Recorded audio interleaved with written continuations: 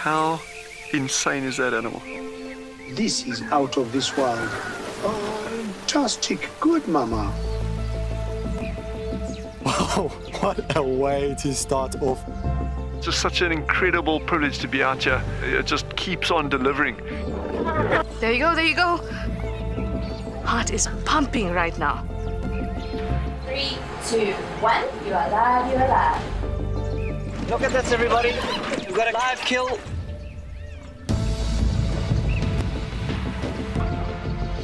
The cock's holding the tail, it's holding tight. Lucky wildebeest. There's nowhere to go. This is a disaster in the making.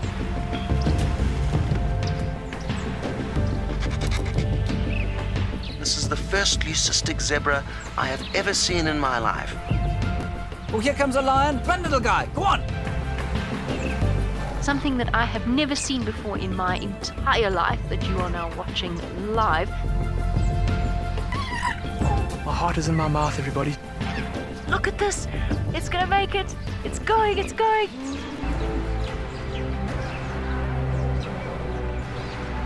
This is just too magical. Hi, little guys. That's great, isn't it?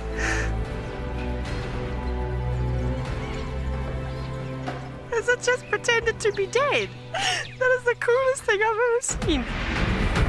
Look at that. Scuba Steve has got a friend. You got a friend in me. It couldn't be a better morning. This is just too special. Oh my goodness, we've got a turtle. How epic is the fact that we're coming to you live on the Chobe River? It's the most incredible feeling to be here. This is live and we're in Rwanda. This is a very, very different adventure, charged with emotion. Look at that little zebra about to be born. There's the head. Oh, you clever mare. Well done. I did not think I would ever face my fears like this.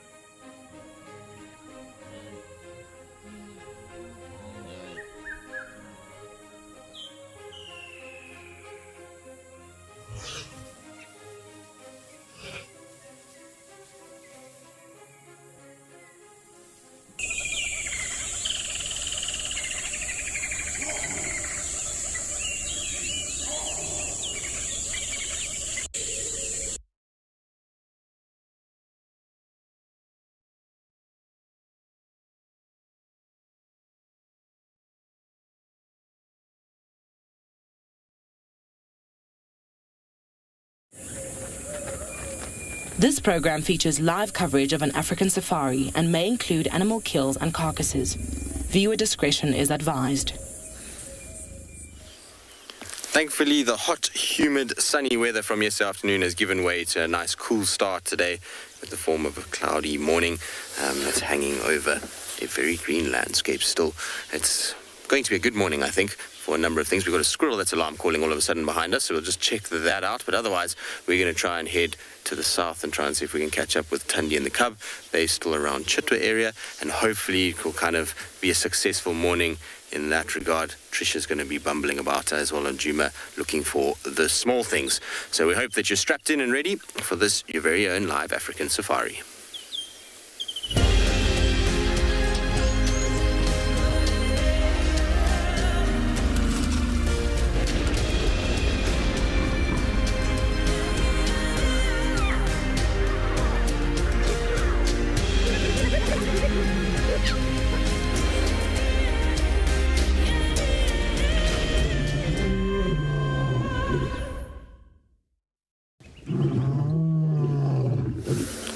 Well, good morning everybody and welcome to this sunrise safari. As you can see, we are reversing, not because, well, we're going to do safari in backwards today, but because the squirrel is alarm calling and I'm trying to just see what is causing it to go buck wild.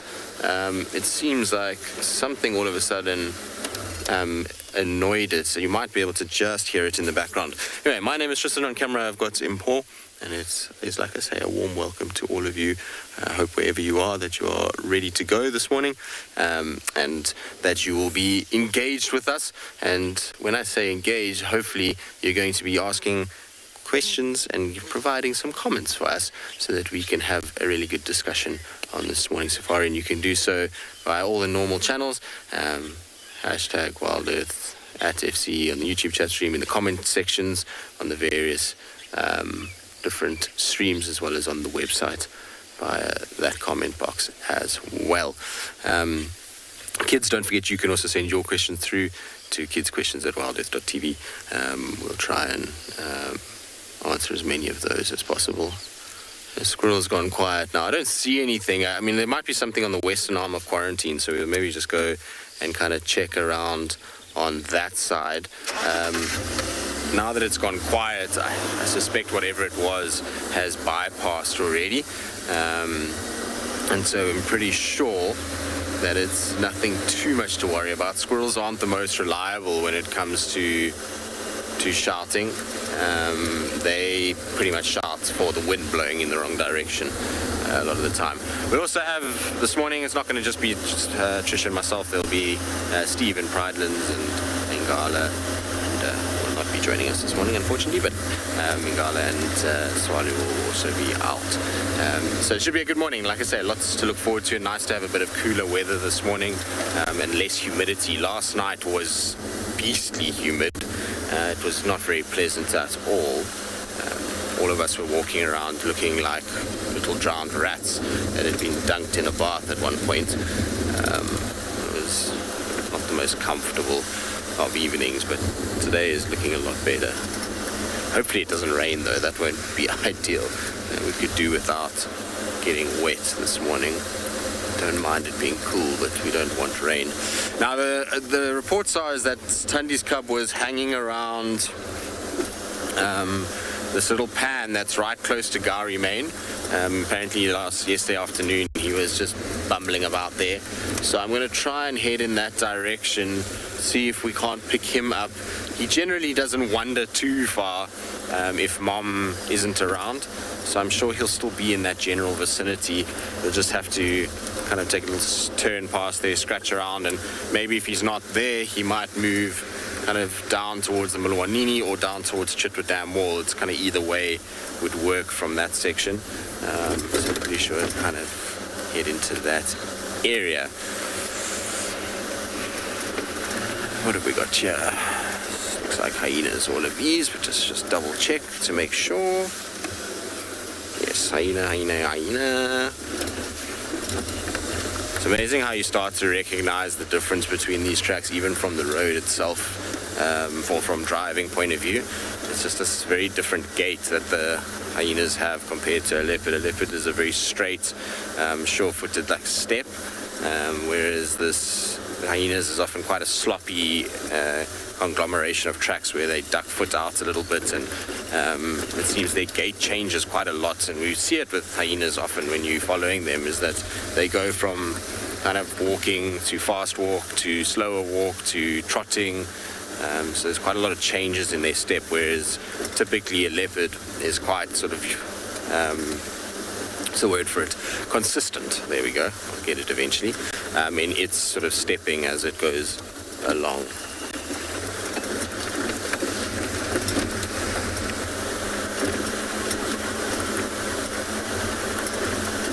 All right, let's head off southwards and towards Chitwa. In the meantime, you guys can take a look at all the weather that's going to be around at our different locations.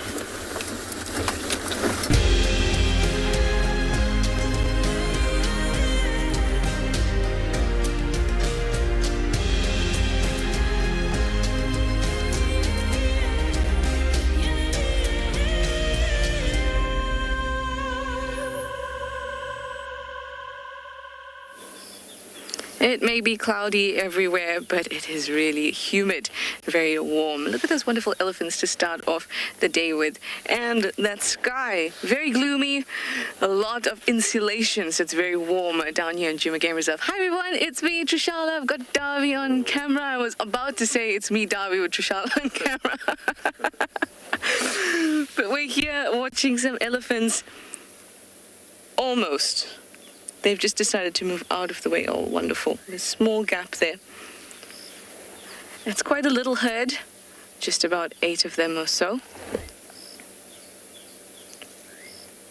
And I'm hoping that they'll move towards Treehouse Dam. If they keep moving straight, well, in the opposite direction or in a northerly direction, we might get them playing. I'm just going to move forward a little bit.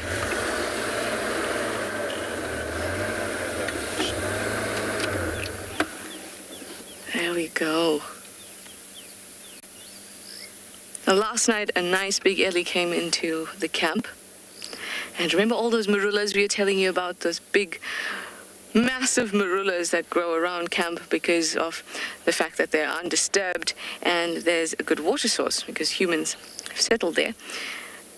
Those trees grow these nice big fruits, and this elephant came in, finally took advantage of all those fruits. The only things that were taking advantage before were the crew, the squirrels, and the monkeys. He came and pushed over the fence, but I'm quite sure this was not the culprit. It was a big bull. Oh, did you hear those ears? Off she goes. It's amazing to watch them.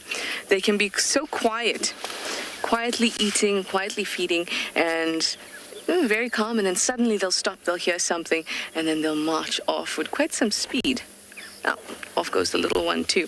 So we're going to turn around. We actually came and then turned so that we could catch them. So we're going to turn around again and go in the direction that we were meant to.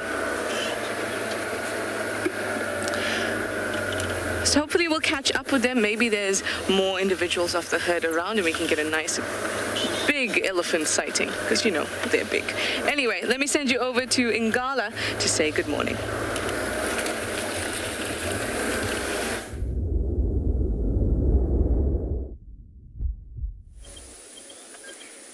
Good morning and welcome to all our viewers to and beyond Ngala, where this morning we are looking at a very, very quiet watering hole.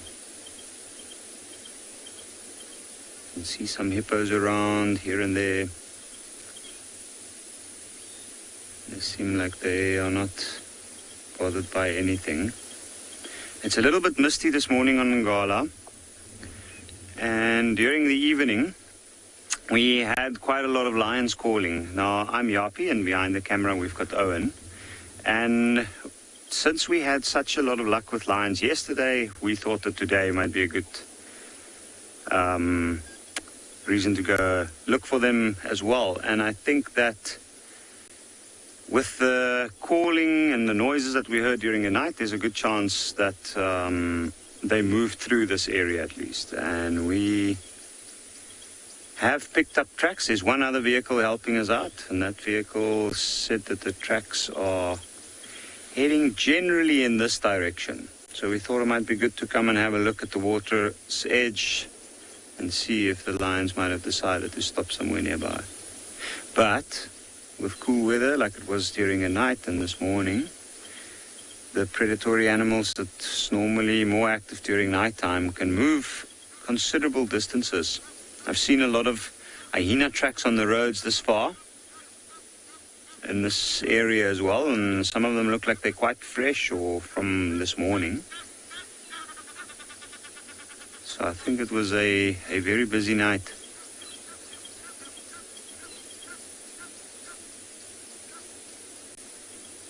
You can see the Egyptian geese already staking their claim of this side of the watering hole.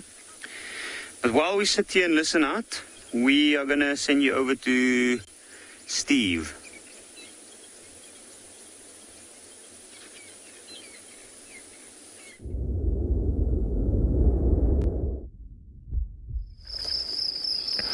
Good morning, and welcome to Eco Training Pridelands, where we have got our wonderful herd of wildebeest and a zebra here in the open clearings of Impala Plains. Hello everybody, my name is Steve, joined by Johan on camera. We're very excited to be with you this morning as it is nice and cool. It's 23 degrees Celsius. There's lots of cloud pulling over in the distance. It is 74 degrees Fahrenheit, and well, it started off with an open sky. What is that? Got something behind the zebra there, Johan. Small in the grass. Could be a baboon, it could be hyena. Just past that zebra. Yeah, it's a baboon. Can you see him? There he is. Hello.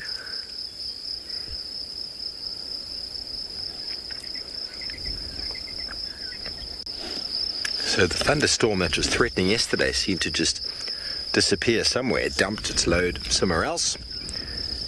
But definitely has changed conditions today, which is wonderful. That's a big male baboon that all these wildebeest again. What on earth is that? Something low down in the grass. Now I've suddenly realized, oh, it's only a baboon. Still worthwhile being vigilant. And of course there's giraffe here as well. There's always giraffe in this area.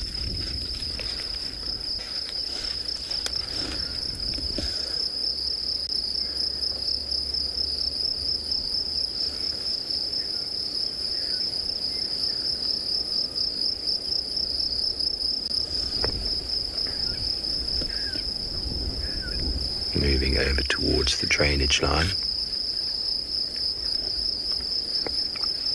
It's probably just woken up this morning and is on forage for some food, but we're going to send you over to Juma again this morning to say good morning to Tristan.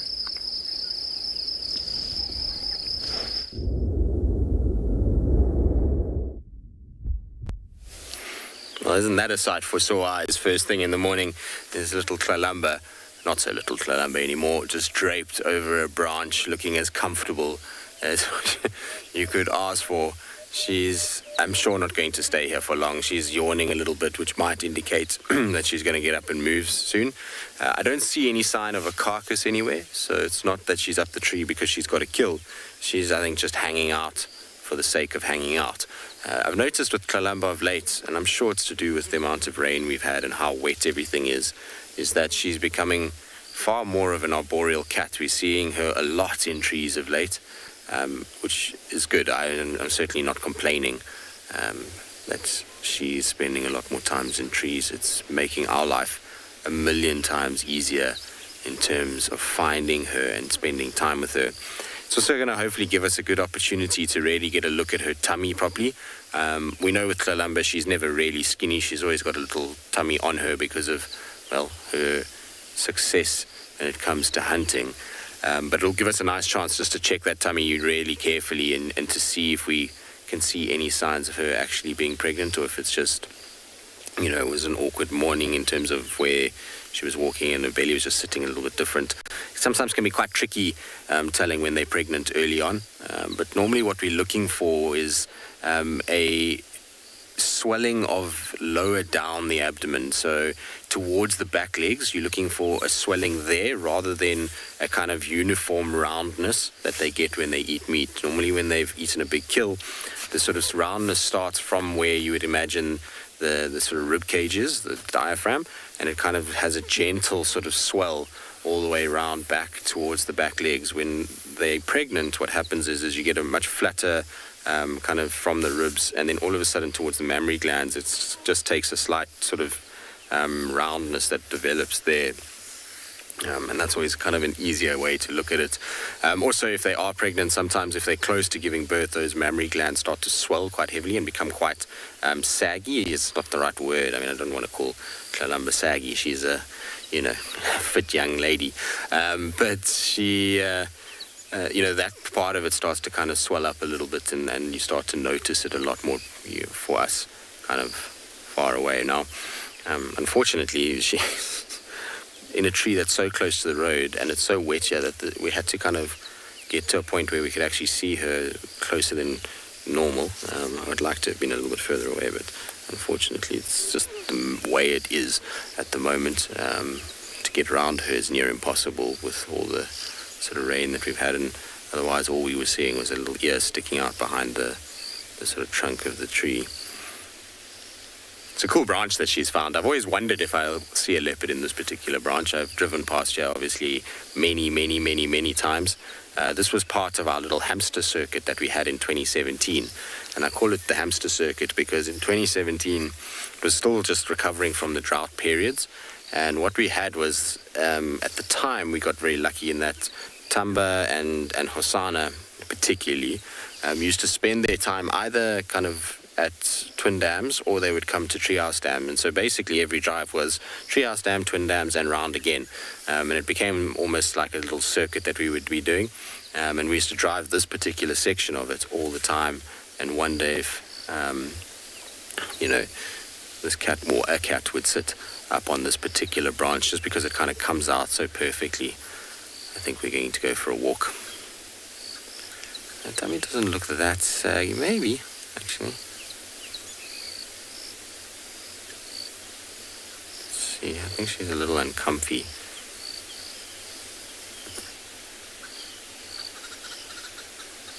So very graceful, Kalamba. Let's have a look carefully at that tummy.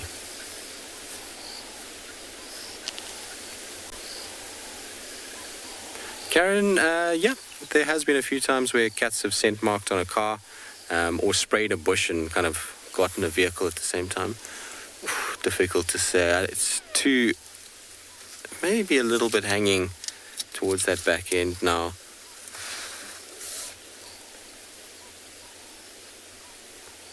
I don't know, it's not swollen yet, but there definitely is a little bit of a kind of hang to it and a little bit of a sway of that tummy.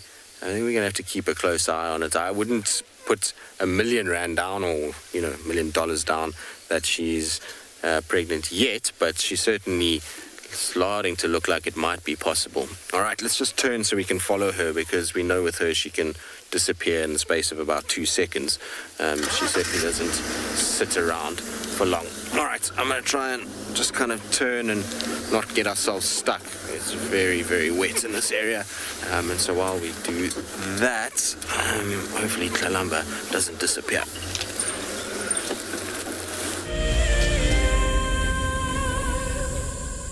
Imagine having your own secluded African bush home where you and your friends can enjoy the ultimate safari experience.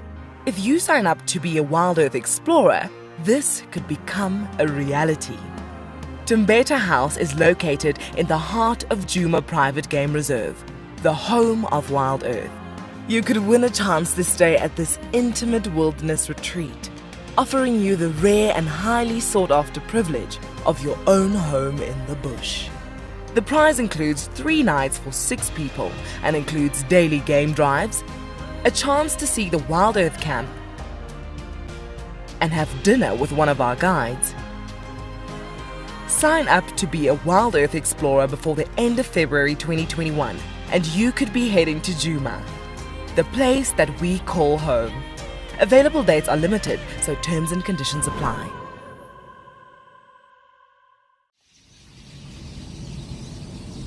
We stopped as the dusk was settling and there was a zebra mare underneath the bush. She was lying down. We didn't really know what was happening and then we saw it. Everybody, there's a zebra giving birth there.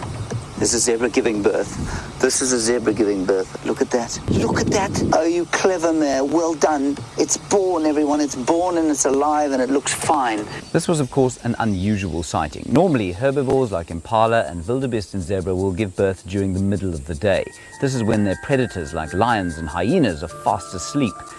But as this little foal took its first steps, the dying embers of the day had just gone over the western horizon, and it was just the time that the hyenas and lions were starting to get active and go out foraging. This is why we didn't light up the sighting, of course. It may have compromised the zebra's eyes and at the same time attracted those hyenas and lions to the activity.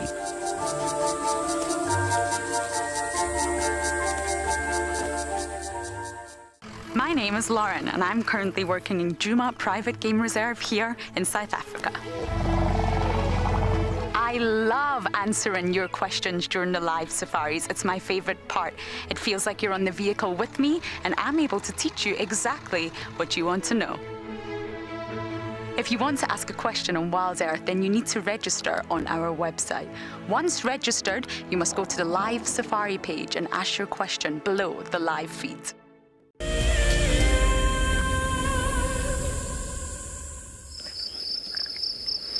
Welcome back to Pridens, everyone, where our troop of baboons has all gone and climbed into this beautiful big weeping boer bean, where they are having an absolute ball. Now, the boer beans flowered a while ago. I didn't really notice any of them producing or showing any seed, but there must be something going on in there that they're after.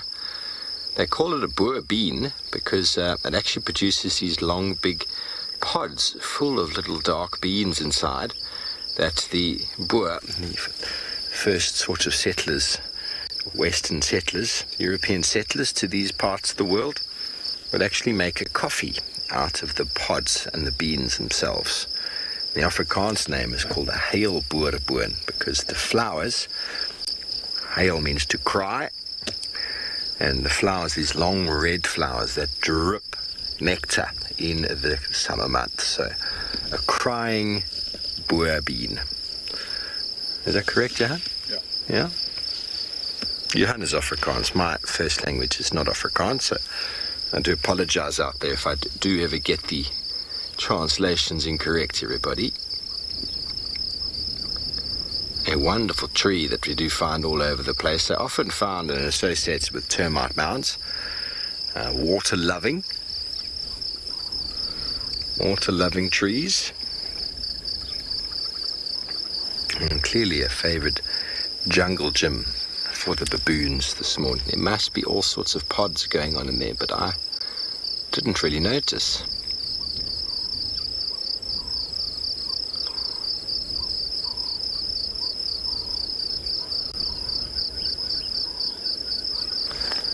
Happy hyena they can. They do from time to time eat meat. They don't necessarily actively go out looking for meat like chimpanzees do. But every now and again, male baboons will run into a herd of impala when they are lambing and grab a baby and then go up a tree and eat it. I've never seen youngsters eating meat. I've never seen baboons scavenging of kills or anything like that. But every now and again, a male will go and get himself a little lamb. That can seem quite violent and quite bad, but it is nature. Holding on. I think they're just having a little play this morning. They've woken up from a wonderful night's rest. They've all survived the evening, and now it's time to sort of exercise, stretch, and have some camaraderie. Well, we're going to stay here with our baboons and mixed herd and send you back over to Drishala.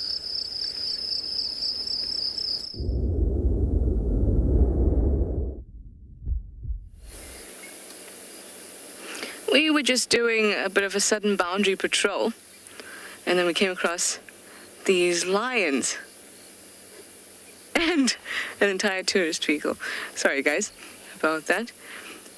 But it looks like 3 females have no idea who they are, and they're quite far away from us. And there's one behind the vehicle, and we're right on the boundary, so hopefully they'll turn into Juma, and then we'll be able to have a better look at them. But they're coming from the west, so I'm basically in the southwest at the moment.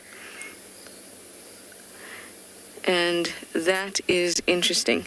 So we have I know that the Torchwood Pride is around Torchwood, well, in Torchwood around Rhino Cutline, or they were yesterday. I wonder if this could be Nkuhuma females. Telematis, I wouldn't expect them to come from that side.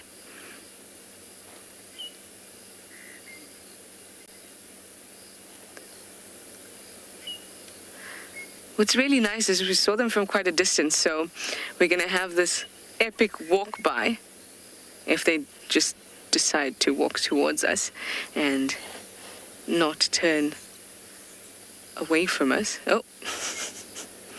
Okay, we started off with 3 walking towards us. One slowed down, one sat down, and now we have one left who could give us the epic walk by. At least the one that sat down gave the tourist vehicle a chance to settle down there. Look at this girl.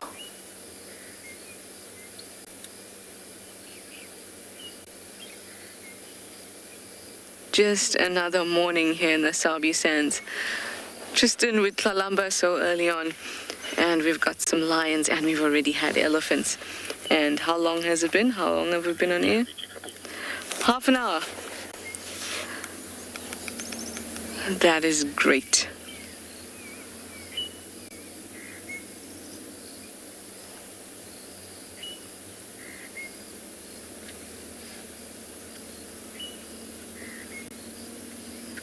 I so desperately want to see if I recognize the lioness, because it would be epic if it is an Nkuhuma.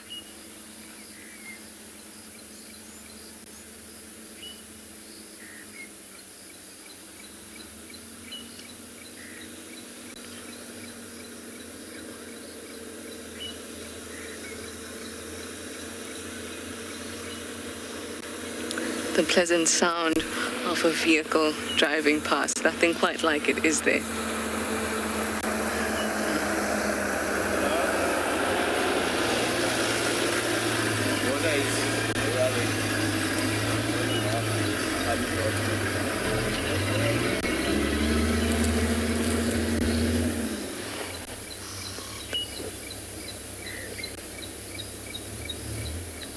Always amuses me when people pull up next to us. Anyway, now we have a nice clear view. All right, I'm gonna pull out my binoculars so I can get a good view.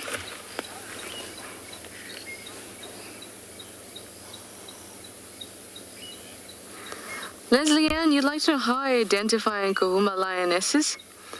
I find it much easier when they're all together to identify them. Hello, girl.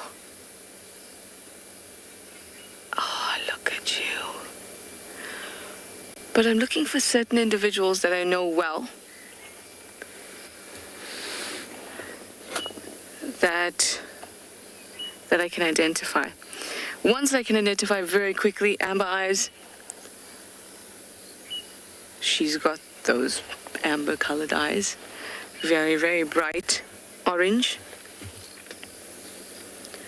And there's also like the younger lionesses. They're not exactly, so we used to call them the sub-adult lionesses, but they're adults. They have really pink noses. They're easy to identify. And then also purple eye, ridge nose. Those are the ones I'm looking for.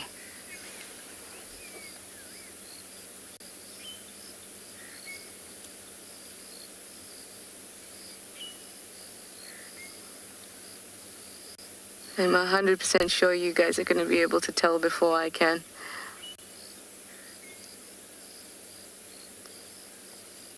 Oh, I love the way their feet move.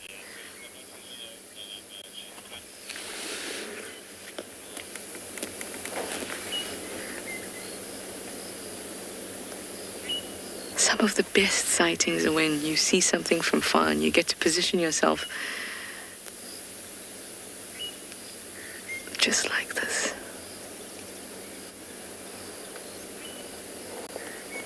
Oh, she looked just like me.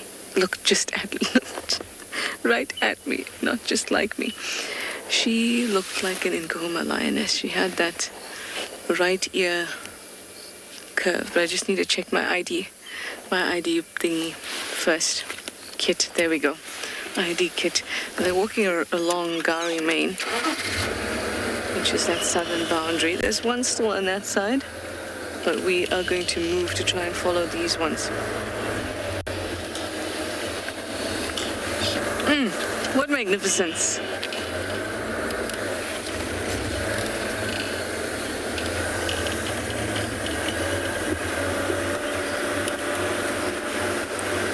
Yeah, they look like Nkuhumas to me. The one with it's this one here.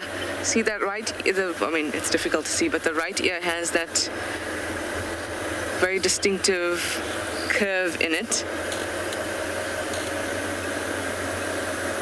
I think that's the same one. Michael Fleetwood said it looks like Ridge-nosed lioness's older daughter.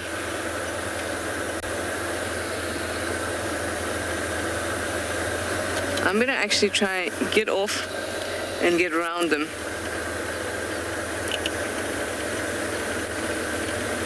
Lindsay, you'd like to know, how do lions get separated from the pride? It could be, so imagine the lion pride is the family. They don't have to always stick together. So sometimes others may hunt separately. And if they hunt separately, they will be separated, but it doesn't mean that they're not part of the pride just because, oh, okay, let's go. They look like they're turning back in. So let's follow this one so we can at least have as much time with them as possible. So they'll often separate and come back together and separate and come back together because they have such firm bonds that they're quite sure to which pride they belong, even if they don't spend a lot of time together.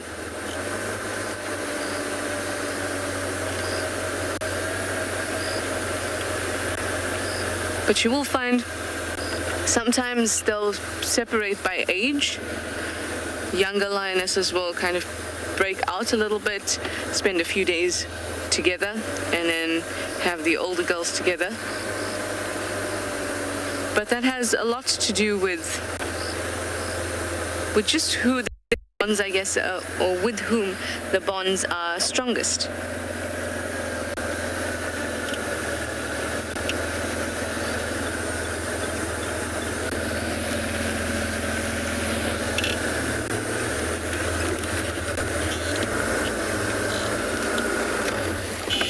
Let's have a look here.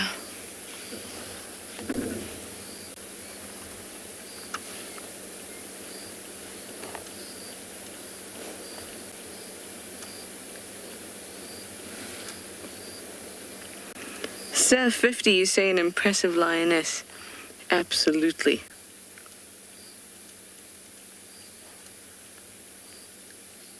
I mean, they're all impressive, aren't they?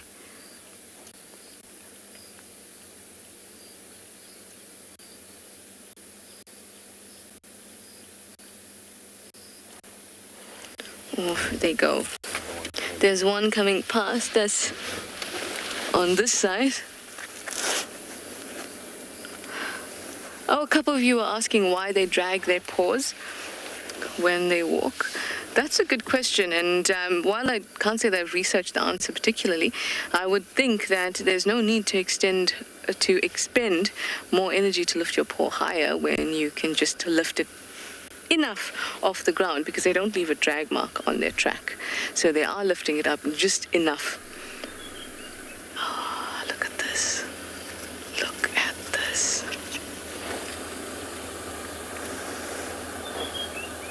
That was pretty epic.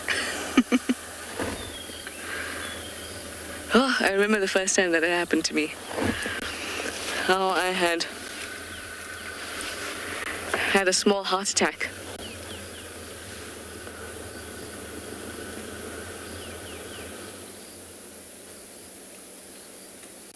But now I'm quite comfortable. Beautiful, beautiful.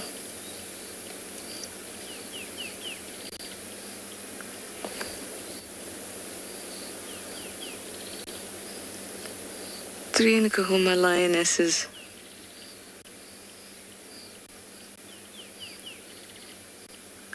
Short and sweet. I think we're going to take a drive to the southwest just to see if there's anybody else coming around. Maybe there's the rest of the pride or something like that. But we're going to go and have a look. Anyway, that was awesome, wasn't it? It was lovely to share it with you, but I'm going to send you over to Pridelands in the meantime.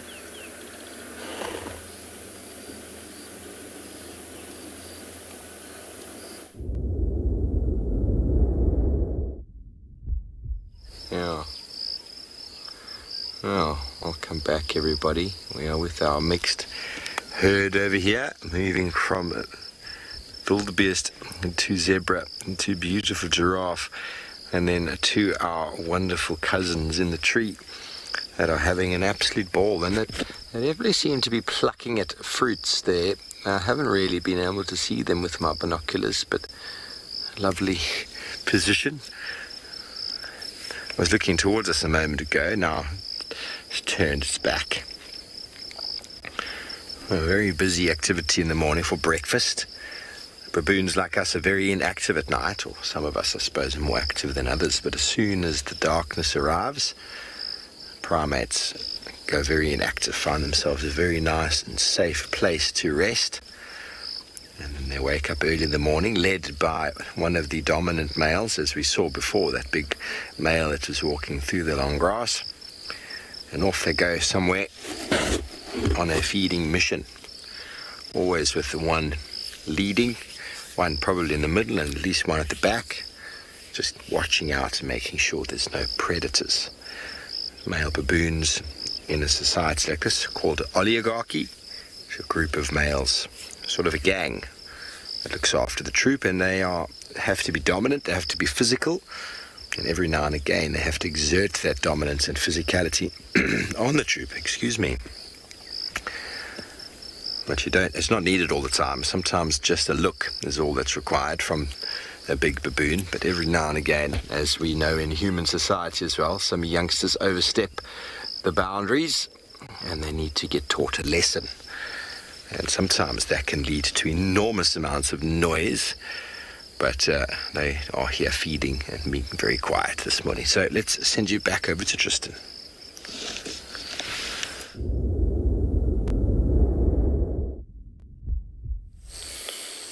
Copy that, Tristan. Well, as you can see, we've got a pool party. Unfortunately, Kalamba left us and went straight into a seep line. But these guys are having a whale of a time in this pan. I'll keep quiet because it's quite cool just to listen to the sort of splashing and playfulness of these three hyenas in their little kind of water hole.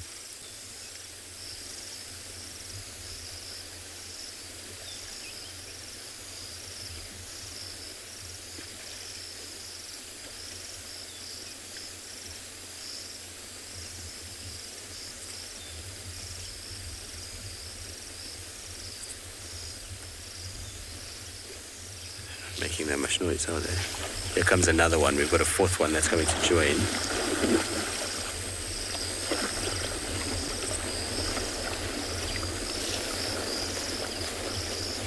Fourth one is just on our left-hand side now. I can't see who it is. I just heard the noise and then just saw a little head right next to our car. No, what are you doing? Are you sniffing everywhere?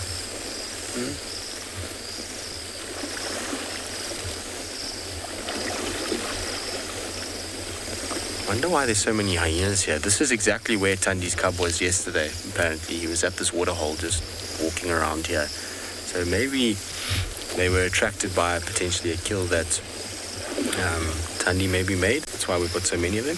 But this one in front of the car is making me laugh. All I can see is ear, or one ear, sticking up. What are you doing in front there? Now, normally, you associate hyenas very close to the vehicle when it's the den. But when you've got adults, they don't normally kind of come this close. What's going on? Why are you sniffing around in front? Maybe from where we've been following Kalamba, she did scent mark in a few places, and we drove next to a bush where it's very possible that that's scent mark. Oh, and you've got a little foot injury. I don't think you should go and play with everybody else because you're going to get your foot hurt. Oh, that foot does not look good. The thing with hyenas, though, is they are super resilient and super capable of coming back from injuries. And even though this looks really bad and doesn't look nice, you can see there's actually a little wound on the ankle joint itself. Listen, let's see if we're going to get vocalizing.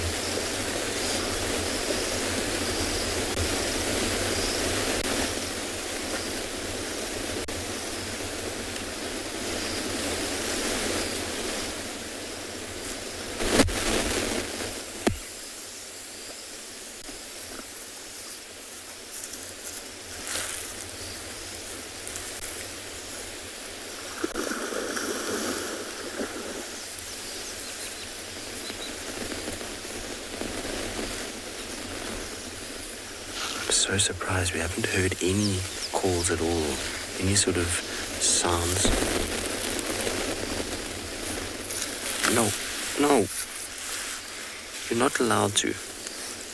You're too big to be doing this stuff. I've got one hyena here that is trying to bite the radio that's on my belt, which at the size that they're at is way too big. And now? Hyenas have the crazies, everybody. I don't know why they're running around, but they are. Two of them have just bolted off as though they've just seen a lion, and here they come again.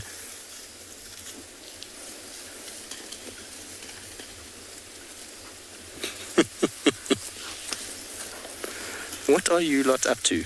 Are you having the best time this morning? It seems like absolute chaos.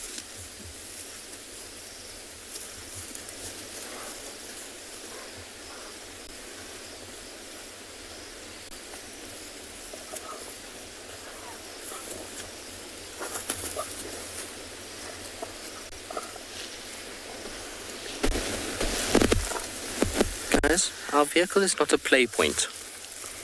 They're all literally playing behind us at the moment. It's not ideal at all for Poor and Poor, who's trying to film them because you actually can't really see them.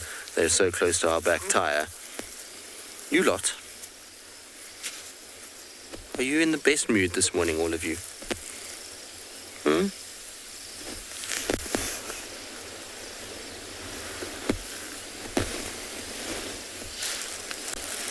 They literally are everywhere around the car and biting the vehicle.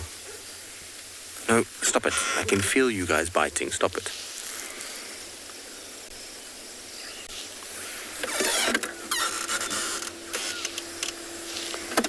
Nancy, they do. They love to swim. Hyenas are very much animals that spend time in the water.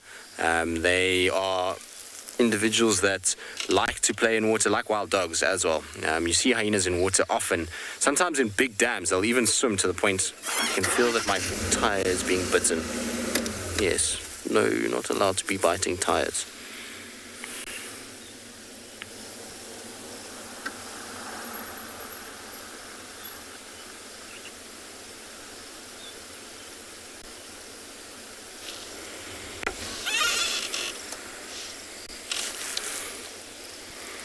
This face that is behind me is just ridiculous. I've got one that's kind of sitting right next to us here, and it just keeps sort of looking at us as if to say, can I play with the car? And it's very upset with the fact that we keep stopping them from playing. It's amazing how many wounds are on these guys at the moment. They're all sporting some sort of bite.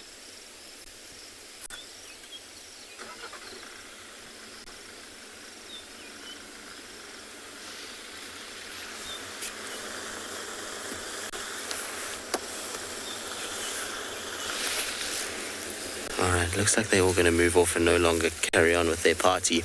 Might follow them for a little bit and just see what they get up to. They seem like they're in a mischievous mood, so we'll try and see what they get up to and where they go.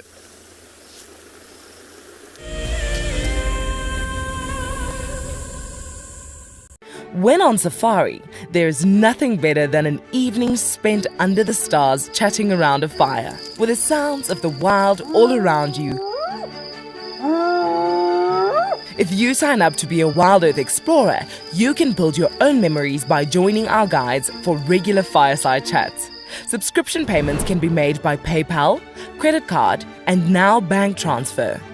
Wild Earth Explorers, it's in your nature. Converging game path will invariably lead you to a water source, but treat all water as suspect. One of my favorite ways of purifying water is to filter out the particulates. And by just filtering it through your sock, you can clear out most of those. You can put water into a snail shell and you can boil it over a fire or using a chemical like chlorine or colloidal silver. My name is Steve, and one of my favorite things at Wild Earth is getting questions from you. The type of questions that I really like are those ones that really help us to unpack and understand and really integrate the ecological knowledge and fully appreciate the importance that animals such as these Cape buffalo bring to the ecosystem. If you want to ask a question on Wild Earth, you're going to have to register on the website. But once registered, just head on over to the live safari page and enter your question under the live feed. The croc is still holding another one there. It's holding from the hindquarters. I would really want. The wildebeest cross is trying. The croc is holding the tail. It's holding tight. Oh no. Goodness me. Lucky wildebeest. You have another day to leave. Expect the unexpected here on Wild Earth daily. Hi, I'm Kyle, and I come to you live every day here from Tswalu Kalahari in South Africa. My favorite animal in the Kalahari has to be the aardvark.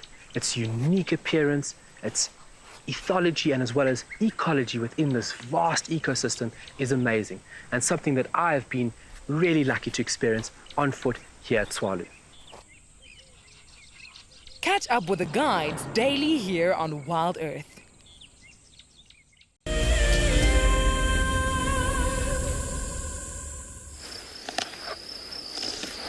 Welcome back to the Boer Bean and our baboons that are thoroughly enjoying their breakfast. And we might be able to get a bit of a view as this one tries to go for the fruits. They're just small green little pods. And the fruit inside is actually quite orange. Little bean. There he goes, eating a couple. But they're quite messy. They do drop quite a few on the floor, but obviously that facilitates other animals that aren't able to climb the tree. So you often find nyalas and impalas and kurus and the like feeding off of fruits that have been dropped from the top. It's not uncommon to find a lot of these animals in feeding groups. Baboon making a mess, dropping leaves as well as fruits on the floor, which then other animals can benefit from. Really is so nice. There we go. It's typical human behavior, eh? There we go. Punch you, push you, pull you.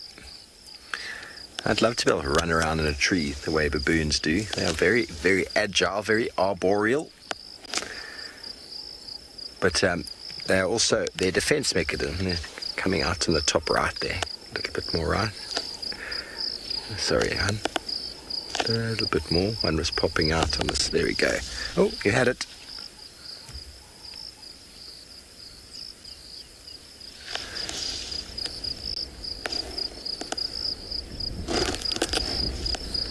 Baboons all over the tree, having a great time. So their defense mechanism against predators is to go up trees like that.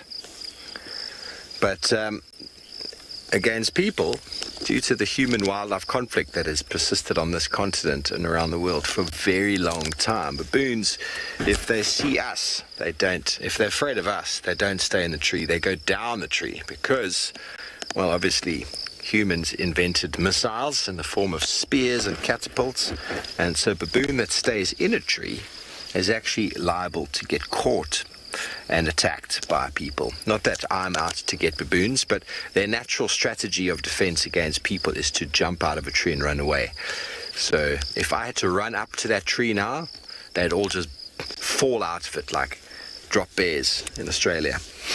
Just to try and get away. I wouldn't do it though, everybody. It would be very mean. Corinne wants to know how many are in a troop. Well, there are generally anywhere from probably 10 to 50 or 40.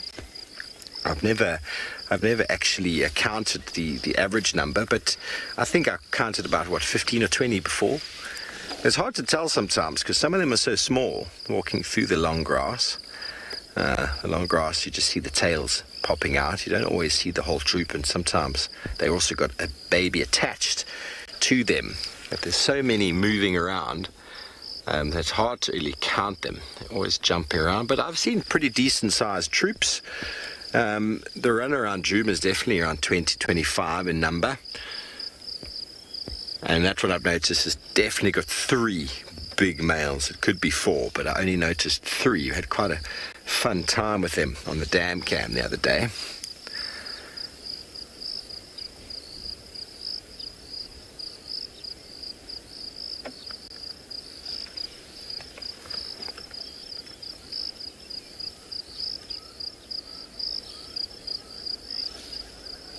Kylie, well, through their nature of warning each other, everybody else gets warned. So impalas, when they alarm call, everyone else picks their ears up. Wildebeest as well, and when baboons alarm call, as well as monkeys, everybody becomes quite alert to it. They're obviously doing it for themselves, for their family, for their troop, but others benefit from it. So these mixed animal groups, mixed species groups, are a very common sight in Africa. We're really blessed this morning to have 4 species, including the impalas, that are just a bit off in the distance, all sort of hanging out together, sort of doing their thing. But yes, definitely, it's a learned behavior. It's why many animals who, wild animals potentially that have been bred for release in the wild, sometimes don't do very well if they haven't been sort of habituated, or should I say naturalized, in the wild. So back in the day, people were trying to reintroduce wildebeest and to reintroduce sable into these wildlife areas, and they were breeding them away from these areas and then dropping them in here. And those animals didn't learn the necessary warning signals provided by all of the other herbivores, including baboons and the like. And so when a lion came along, the wildebeest just looked at the lion and went, "What's that?" And the sable didn't quite know what to do against these predators. They didn't pick up the danger. They didn't know there was a reason as other animals were shouting and making a noise. They just thought a friendly little animal had come across to say hi. And so that sort of habituation element, that acclimatizing to predators, is very important if you want to reintroduce wildlife. So anyway, talking about predators, it seems like Tristan's animals are still having a ball.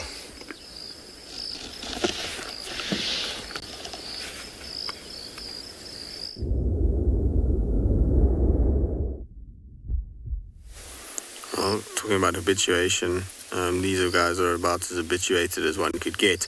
There's definitely the one that looks injured, I think, is Swazi. I'm just double checking now. But they're having the best game, these guys. There's only 3 of them now. The 4th one went running off. I didn't see who it was. I also recognized another male here, and I forget his name now. I think is it Luca? But I didn't see, like I say, which one of the 4 ran off. But they're still playing. What's amazing is how this, the injured leg is actually being targeted by the others to some degree. I suspect that injury has come from maybe fighting with lions rather than, playfulness like this with each other. It's a serious sort of wound that he's got on the inside of that joint, where it looks like maybe a canine has gotten in there. I suppose it could have been from territorial disputes with another hyena clan. It could have been, but with the amount of lions that we've had around, I suspect that's more likely. Maybe a lion kind of got it by the back leg. I actually just saw Herbie now, who used to be one of the guys that worked with us, and he also reckons the same. Shame, man.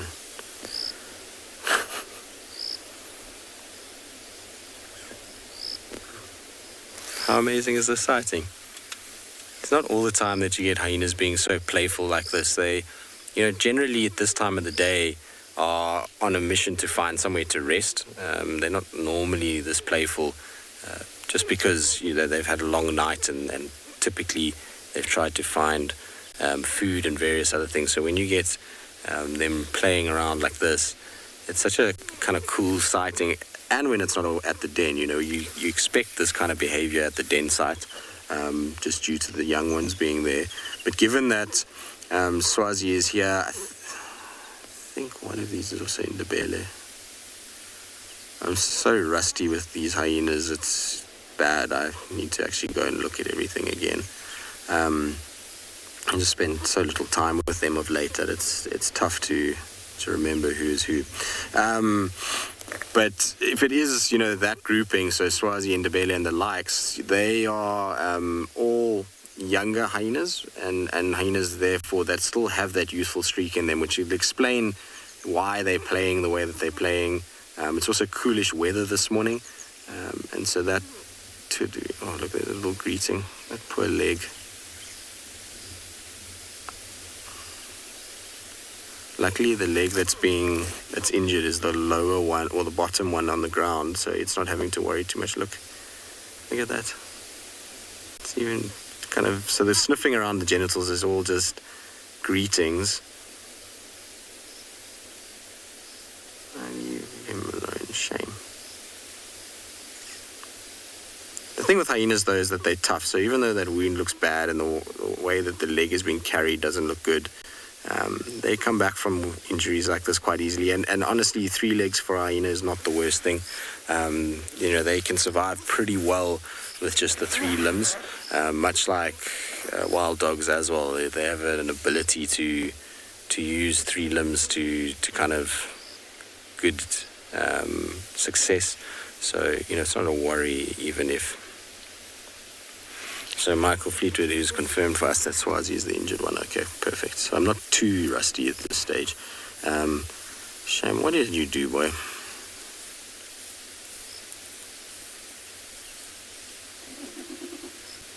It looks sore though. That joint looks all damaged. I'm saying yes, they do. You'll see, particularly at the den site, you'll see how much the mothers groom their little ones. They are always kind of licking them and grooming them and making sure that they're clean. As adults, not as much. You don't see nearly as much kind of grooming from them, but they still do it.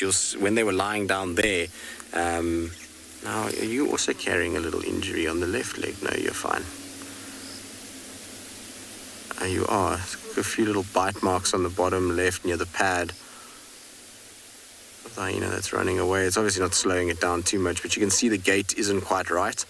And it's kind of kicking that back leg out a little bit and picking it up every now and then, you see. And there's actually, if you look just above the pad, there's a raw red sort of section. And if those aren't little bite wounds as well. Maybe these guys have been competing with other hyenas and they've gotten themselves into... Oh, goodness. The crazies. It's not just wild dogs that get it. Hyenas get the crazies too, as well as a myriad of other animals. Actually, impala lambs get it quite a lot as well. Let's go catch up with them because they're quite far now. I don't know where the other 2 have gone. They're behind us. They might have gone back towards the pan in order to go and swim again. It's like clammy. It's all of a sudden become quite humid again. So I wonder if maybe that's why they're actually going and having a little dip once more. What an epic start to our day. We've had the most crazy morning. Leopard in a tree, hyenas playing in water and, well, just everywhere. Very, very cool. All right, if these 2 continue into this area, obviously we can't follow them, so we're not going to probably stick around for too much longer, especially if they lie down and they disappear. In the meantime, let's send you across to Steve, who's with another very sociable animal.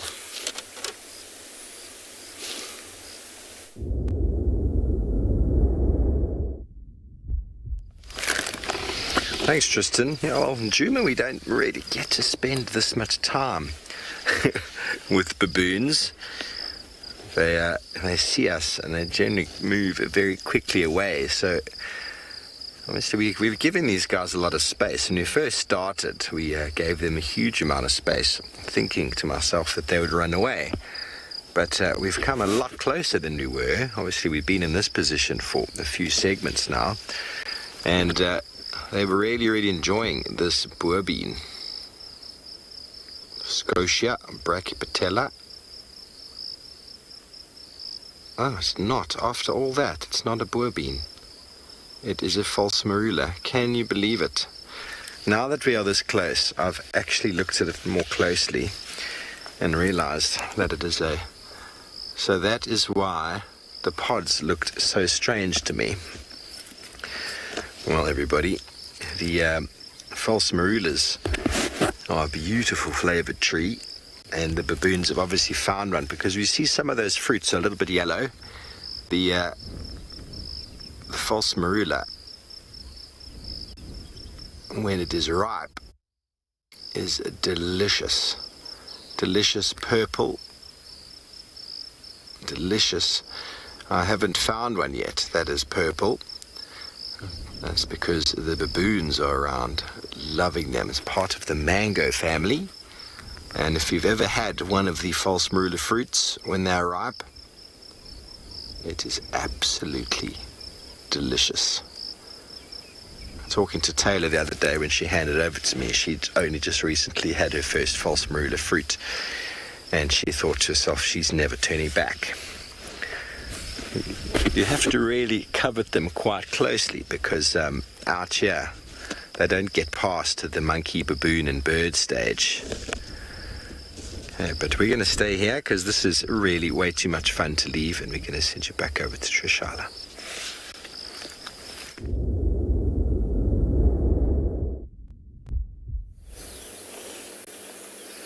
Bet you didn't expect to see this.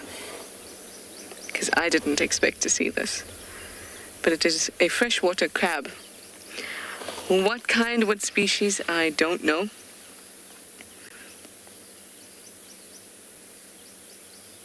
It's pretty amazing.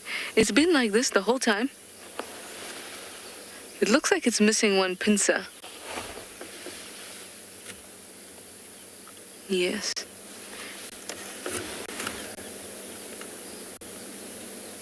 Oh, it looks like a fiddler crab. See how one pincer is much bigger than the other?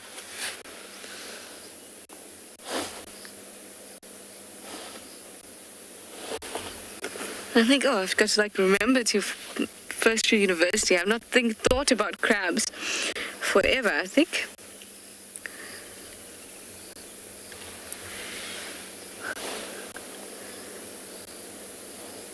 Why are they so funny when they move?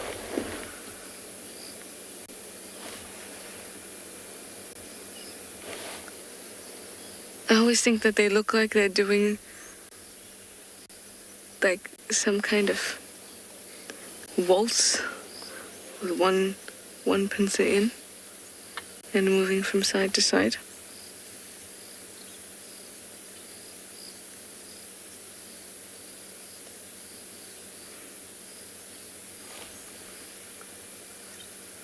So to me, it looks, let's just have a look at that front pincer again.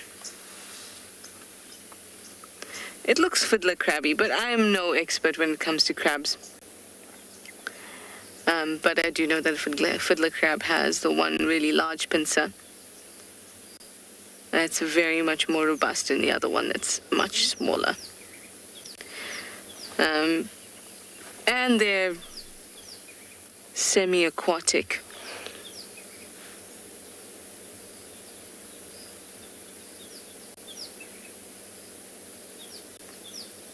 I remember seeing them a lot around mangroves in KZN. Barbara, did you say water surprise? Yes, you said water surprise. Certainly a surprise. I mean, I was very, very, very surprised and thrilled to see a crab around. That's cool. That's very cool. That's the type of things I was looking for this morning. Just little random things that are very cool. The sun is now coming up. Finally, it is out.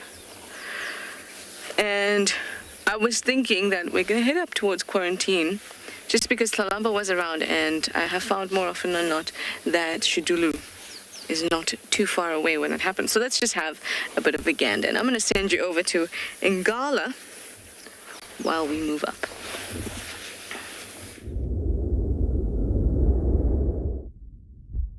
This tree. Oh, I hope Trish finds the leopard. We have just come across a young elephant bull that looks to be feeding off the marulas that come off those two trees. So he's been moving from the one to the next one, and whenever he gets to a marula tree, even a small one such as that one, he stopping, and if you have a careful look, I know it's tricky to see him. You'll notice he is looking for something in the grass, and every now and again he will pick something up and eat. Now that's the marulas. And what I find fascinating is the fact that the marula trees in this particular section of the reserve have not been targeted so much yet. He spent quite a lot of time under the tree, under the larger tree off to the right, and that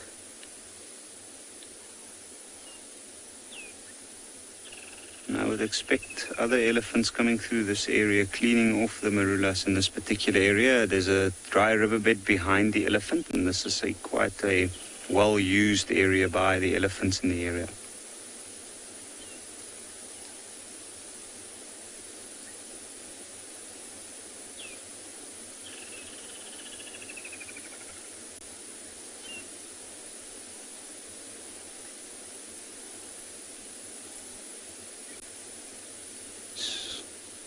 Young male elephant, and doesn't look to be traveling with any other males. And with elephants it's difficult to say. You don't know whether there might be a few bulls in the area and they're just all spread out across.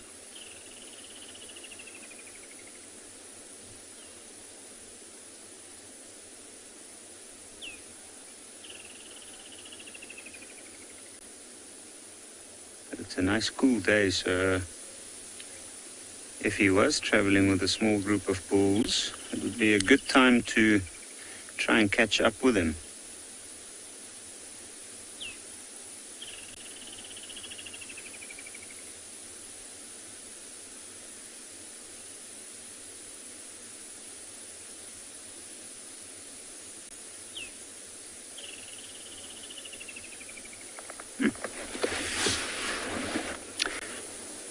I'm going to try and reposition a little bit to see if we might get a view of it crossing right in front of us.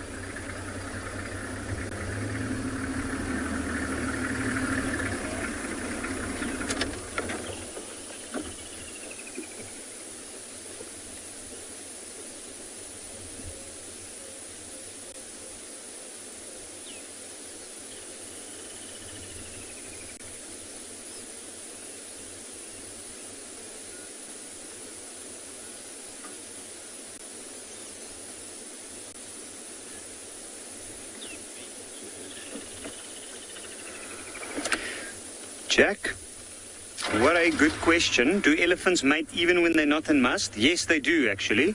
However, more than 80% of the areas that they've studied it, more than 80% of the offspring are sired by bull elephants that's in must. The larger, stronger male elephants. Once they move into the area, the younger guys like this guy would be pushed out a little bit and move over on the periphery, and that's when the elephants will they'll still keep following, and often you find that young bulls like this one will move with larger bulls, but when they're in mass they'll avoid them. Now you can see there's a clear trodden elephant path down this line, and there's a big marula tree there where this elephant's just walked past. Unfortunately he's moving off now, but I think he's moving to the two big trees at the back, also marula trees. And this path is a clear indication that there's been quite a lot of elephant movements here, and I would have to take a guess. I'd say it's probably because of the marulas. Well, we're going to send you over to Tswalu and see what they're up to this morning.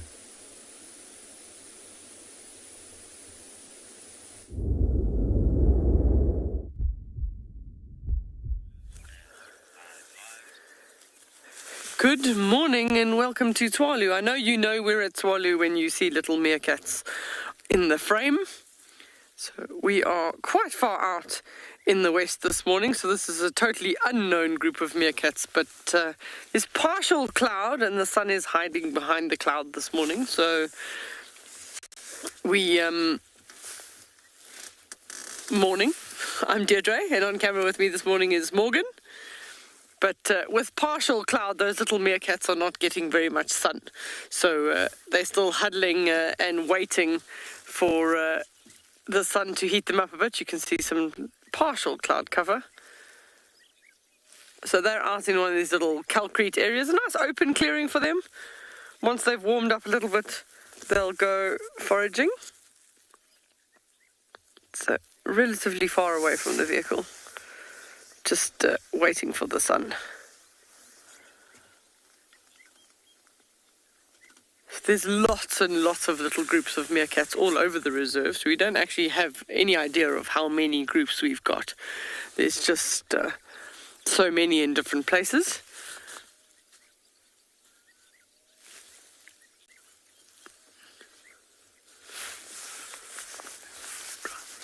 So we're just around the corner from the pan, so we're going to head to our calcrete pan. Stick with us for a minute or two. There were a few animals around the pan, so we're going to head in there. We did, if it's still there, we are trying to show you a secretary bird if it doesn't fly away. It was standing there earlier. Oh, there's a gemsbok straight ahead. Stays there. I'll just get through the gap and then we can see if we can scan for that secretary bird. But there is a gemsbok here. No, don't run. It's got a very high. Can we do that? Gemsbok. And I'll just scan around quickly for the secretary bird. Oh, I've just seen a falcon fly off. That's good. Oh, I see the secretary bird, but we're going to have to go a little bit. It's right. You see all the wildebeest lying down there, and then there is between those two trees, but it's in the distance. Let's just go. We'll get, when you get a view of the water, we should see it. There's some wildebeest lying down there. There's normally around here some springbuck, and then we have seen what we don't see commonly is a secretary bird. So I'm trying to sneak in stealthily so that it doesn't fly away.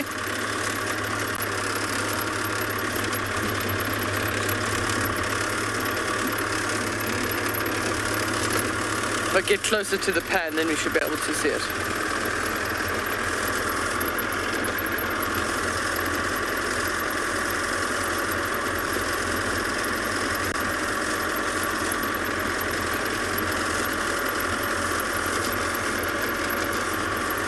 At least it's not as chilly this morning as it was yesterday morning.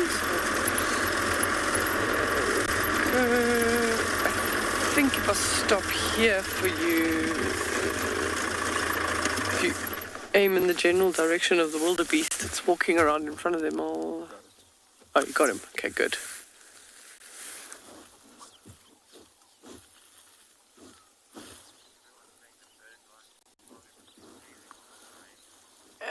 Everyone's saying the bird life in Tswalu must be amazing after the rains. It is indeed. I mean, we're seeing the abdom stork that we don't normally see. There's a falcon in this dead tree. Just zoom in on the top right-hand corner of the dead tree on the water there. Yeah, there we go.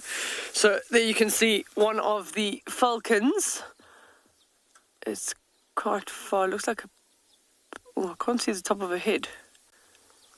That's a Lana. Nice. Oh, wow. And they just flew in something else completely.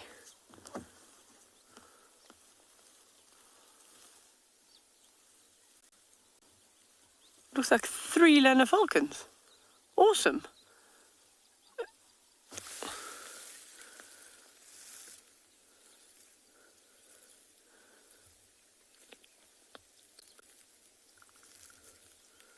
And this is happening right now in front of us. These falcons seem to be doing a little bit of an aerial display. That's not... Oh, whoops. they nearly knocked the guy right out of the tree. So what you might actually find here is one pair, and then an outsider has come in and they're basically trying to chase it away.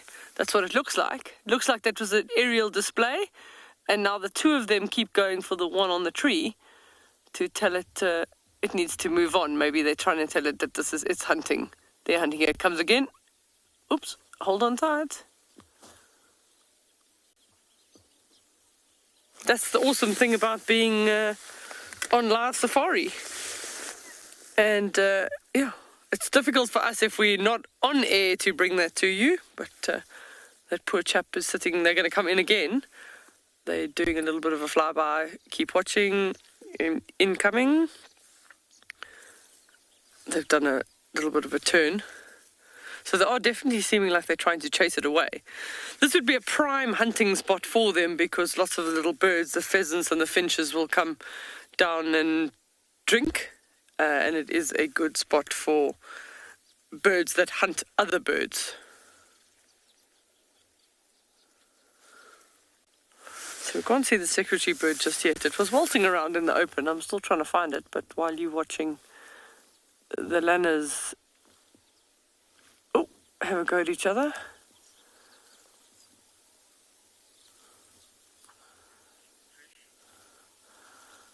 So we're going to stick around here for a little bit, see if we can get you that secretary bird. We're going to send you across to Trish.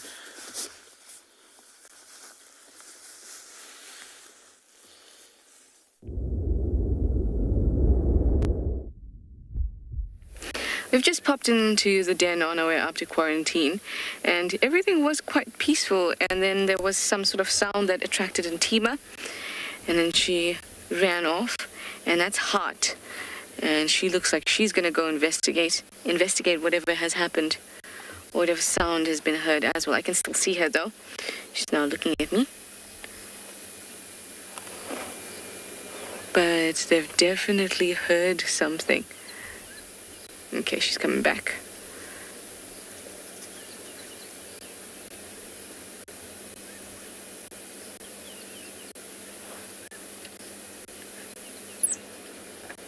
It's not quite the I've seen another hyena behavior. I wonder what it could have been. Yeah, they're a little bit spooked. What's happened, Heart?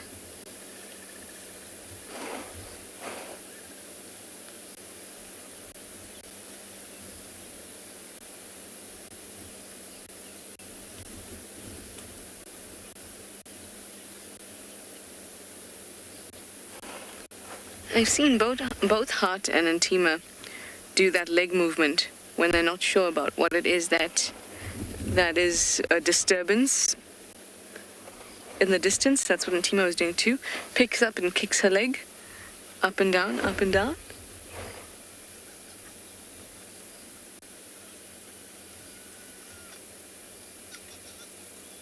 So these two were feeding when that distraction came about. So now they're like, we don't really care about what it is in the distance. Can we please have some milk? And you can hear their squealings and squitterings.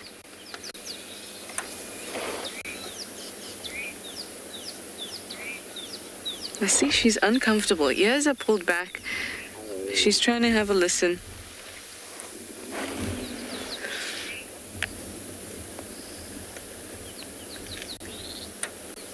Well, all these two care about is having some milk.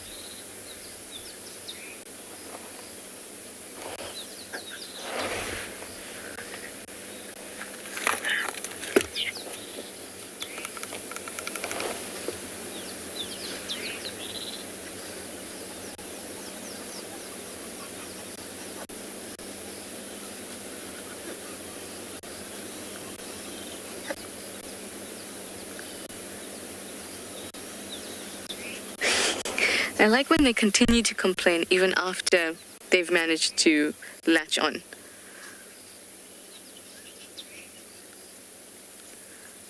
What's up, guys?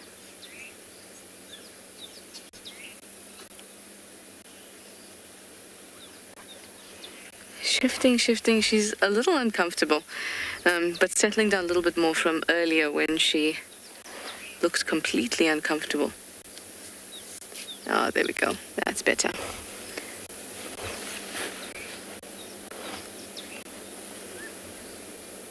Oh, look at how those two heads are smashed together like that.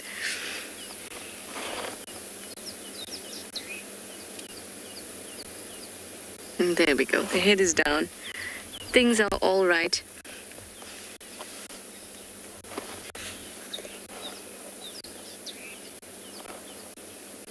Dizzy, you'd like to know how close the lions were from the hyena den?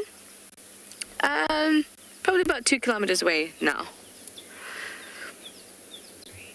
So they were across the southern boundary, and the hyena den is about 1.5 kilometers north of that. And considering that the lions are still moving to the south, that's why I say it's probably about 2 kilometers away. But the reaction when they see or smell a lion is a much harsher than what you just saw.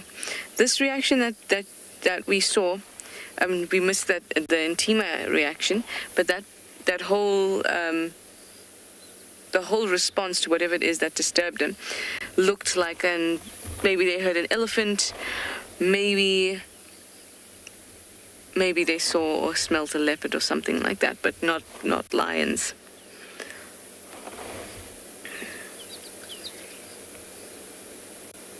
One of the cubs is getting a chokehold from their mum. A very gentle one.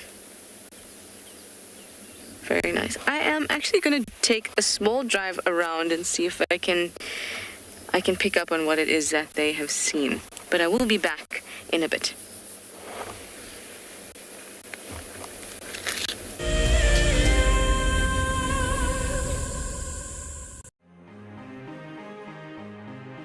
Hi, I'm Sue. I'm from South Africa and I'm the incredibly lucky winner of the Tswalu competition. Tswalu has so much to offer, but we're really looking forward to the game viewing options, as going out with a personal guide who has so much knowledge will just be exceptional. Motsi Lodge looks absolutely amazing and we're so looking forward to spending time there. It really is out of this world. I only registered as an explorer towards the end of January, so when the email arrived stating that I was the winner, it took me totally by surprise. I'd just like to thank Wild Earth and Tswalu for this most incredible prize. It really is a dream come true. Wild Earth Explorers, it's in your nature. Being a safari driver requires some serious multitasking ability. You've got to be able to talk, look at the road, steer, and occasionally get the vehicle into the right gear. Do not crash into any trees. Oh, that's it. See? Just jump into the car and hope for the best, and you'll see where it takes you. No, I'm just kidding. I'm surprised they're moving as fast as that didn't go well. Who is the best driver? Well, me, of course, although some of the cam-ops might disagree. Hi, my name is Tristan Dix, and I am a guide here at Djuma Private Game Reserve for Wild Earth. We love connecting you to the African bush, and we always look forward to all of your questions. If you want to ask a question on Wild Earth, you'll need to register on the website. Once registered, go to our live safari page and submit a question below the live feed. Catch up with me on Wild Earth.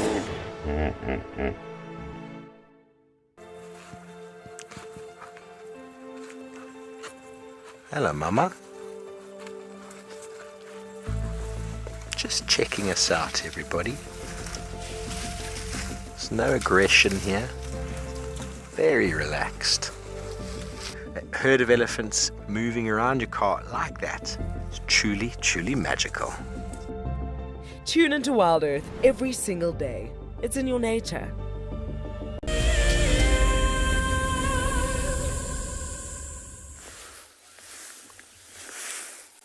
So back at Tswalu, unfortunately our secretary bird has walked right out of the frame, right into the background there, but we have seen quite a lot of wildebeest, out in the open clearings to the far side.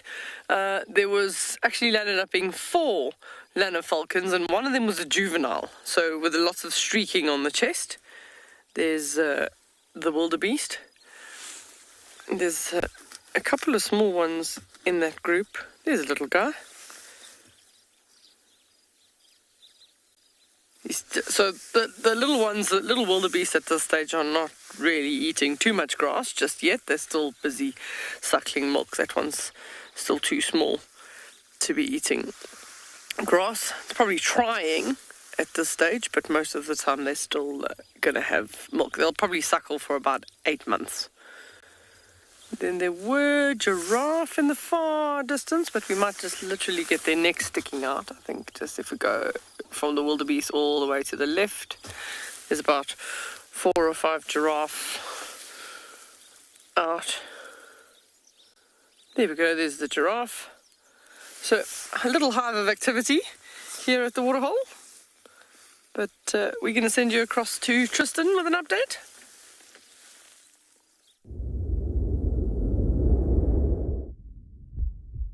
Well, another epic morning surprise is Kuchava and her little one.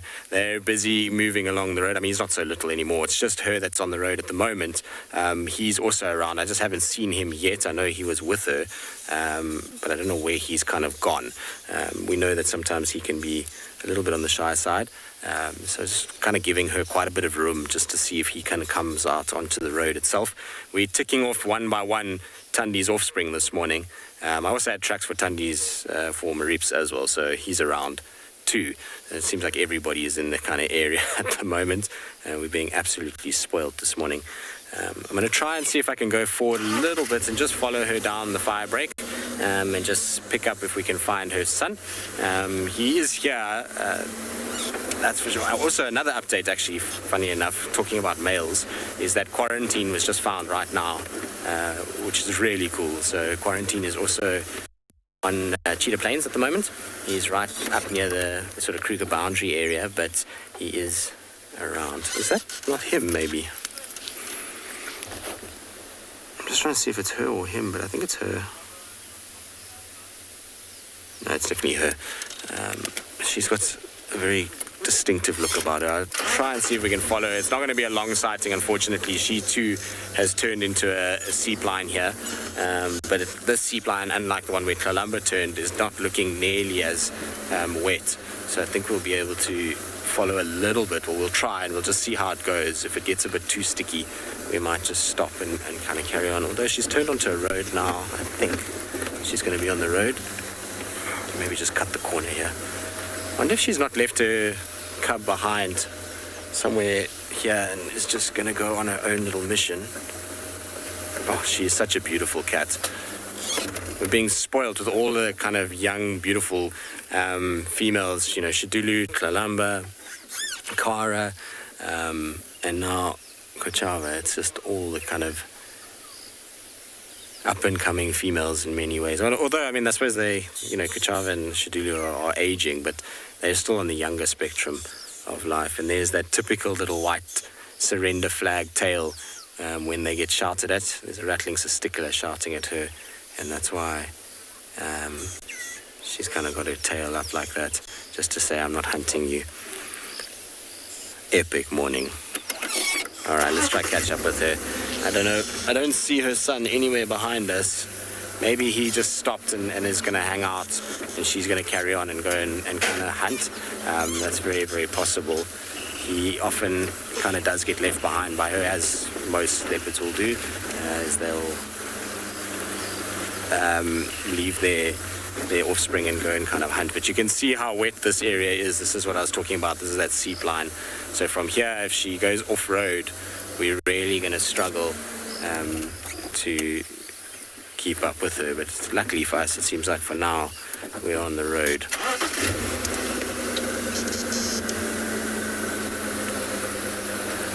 I'm also super grateful that we managed to get her, because we're in an area where for some reason the signal is kind of up and down. Some days it works, some days it doesn't. It's a weird little spot on the reserve.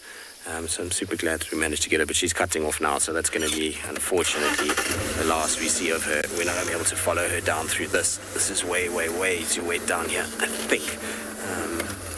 Maybe not, actually. Looks as though it's actually not too bad. I'll have a little squiz now.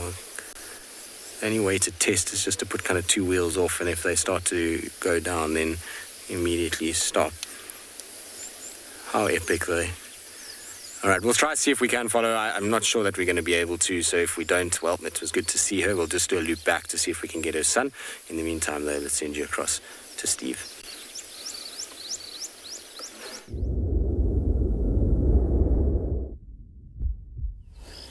Well, thanks, Tristan. Haven't seen Kachava in ages. We thought something might have been going on with our impala here and zebra. First of all, the impala were making a lot of noise and then doing that rocking horse gait, which is often an indication that there's a predator around of the sorts of a wild dog or cheetah. But I did discuss it about 2 weeks ago, Chuma, and I discussed which property would probably have the impalas rutting first. I wonder if any of the other properties have noticed any rutting impala yet, but we are, since yesterday already, noticed male impalas already starting here. And what was actually going on when we investigated was a male impala was chasing the whole herd around, and the females were behaving as if they were wild dogs. So I wonder if any of the other properties have seen it before. I had sort of anticipated that it would be from the most northern properties down to the south, not really knowing where Pinder would slot in, but I suggested it would probably be Pridelands, then Ngala, then Djuma. I'm not sure about Tswalu in this regard. It seems to be sort of like a north-down sort of phenomenon, so I wonder if the other guides will be able to give us any feedback on whether they've had any impalas already starting their noises.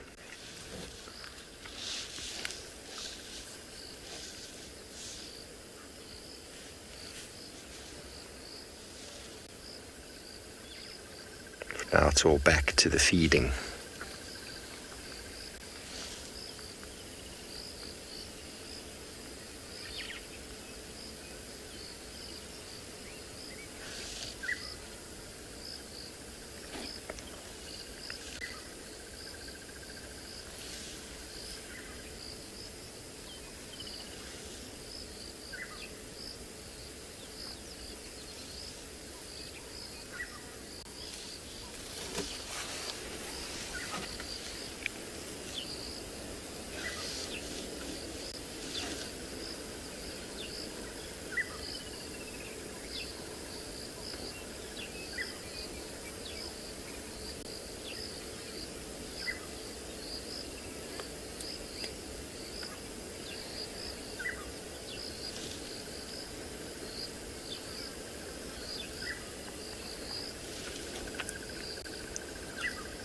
Okay, so far there hasn't been anyone commenting on the rutting, so let's please try keep a note of it, everybody out there.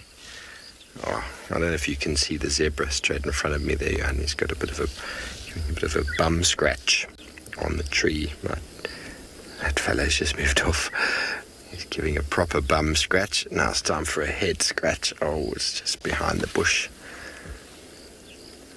Lots of rubbing and scratching that happens in these animals' worlds. You see zebras doing it a lot. They rub each other. They're very tactile. They love giving each other attention.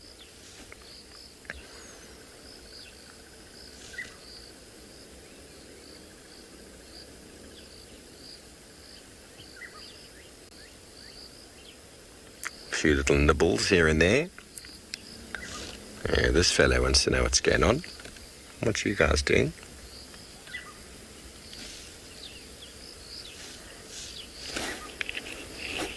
It's a proper African scene this morning, as you'll notice in a moment. Hello. Doesn't want to be left out. Also wants a bit of a face scratch. Of course. Oh, right there on the head. This seems to be the scratching area. Nothing like a good old scratch.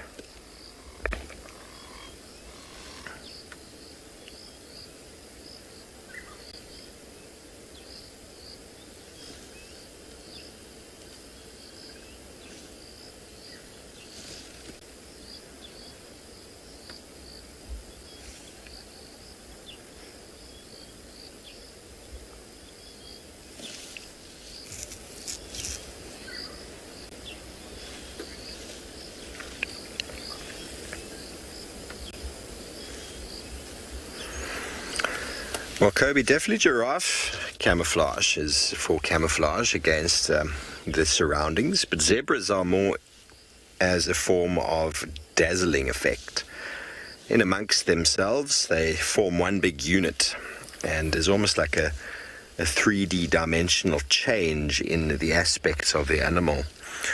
When a whole lot of zebras stand together, even us, we see a little bit of a disturbance in the sort of the contrasts and the shapes and the sizes, and the youngsters blend in.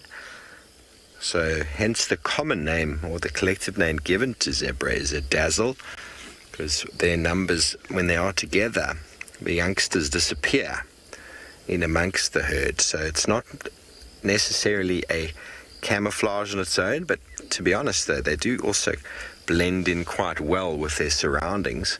But zebra are for the most part an open plains sort of specialist, so camouflage in the open plains isn't really something that animals have ever really evolved for.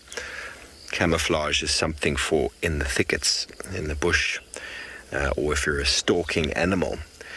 But zebras blend in, so they're what we see as two bottoms, possibly a lion would see as one. But it's also the effect of how the babies blend in, because the babies have got the same length of leg, and so it's very hard for a predator to selectively pick out an individual from the herd. And zebras are not seasonal breeders like impala that flood the market. They can have babies at any time, so they want their babies to blend in quite well, because we know predators will always select the easiest animal available, and that is the youngsters generally. Okay, so just off to the left there, those group of impala those males are all starting to do it now. Just a little bit more to the right. The two come into the zebra. Yes, those two there. They're all starting to just sort of give each other that evil eye. Now there's another group of them coming from the back. They start sort of developing this sort of zone around them, everybody, that no one must come near me.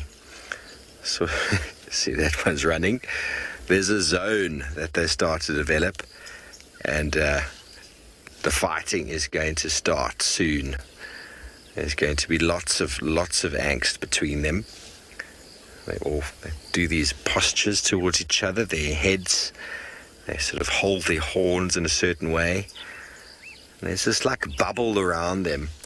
You can imagine if you've got a friend who is a boxer, or he's about to go into a sort of boxing ring or a fighting ring. He's not very approachable. You can't really go and give him a high five or do something really close and personal with him unless you are his trainer, because there's a very good chance he'll probably smack you in the face. And that's what started to happen with these impala rams as they started to get a little bit more sort of testosterone up and ready for the rutting season. Okay, well, we're going to stay here with our wonderful mixed herd and send you over to and beyond Ngala.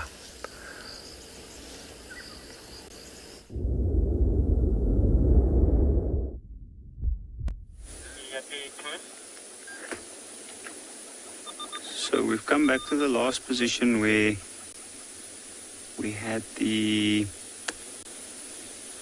one pride yesterday, and not far from that, like less than 50 meters, we've actually come across some of the members of that pride again. And as you can see at this very point, we are literally only looking at the heads of some of them. The eyes and the ears and the top of the heads. They do look quite interested in something.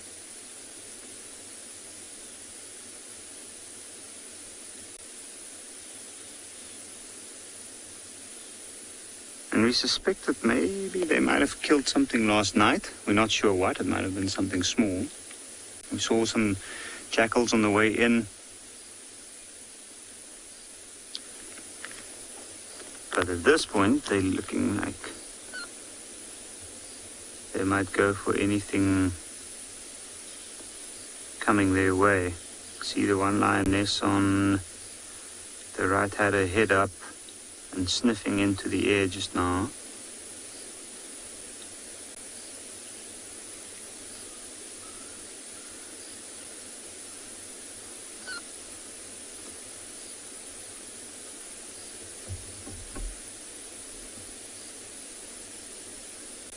Now they positioned at a great spot here.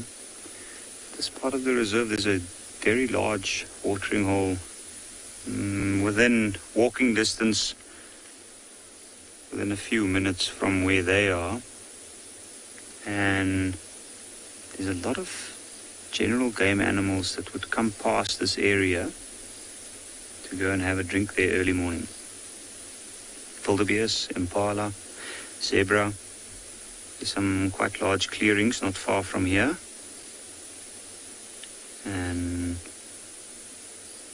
those animals have been spending quite a lot of time there because of the grass there. And these lions, I'm very sure, knows this extremely well.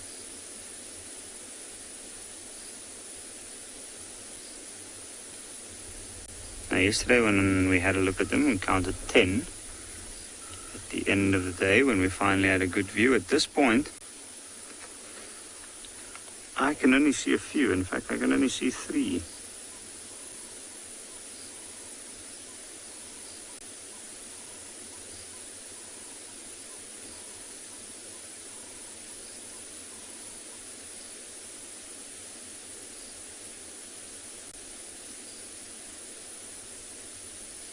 Something's just drawn their attention. It sounded like a noise coming from far off in that direction that they're looking, and I'm not sure what exactly.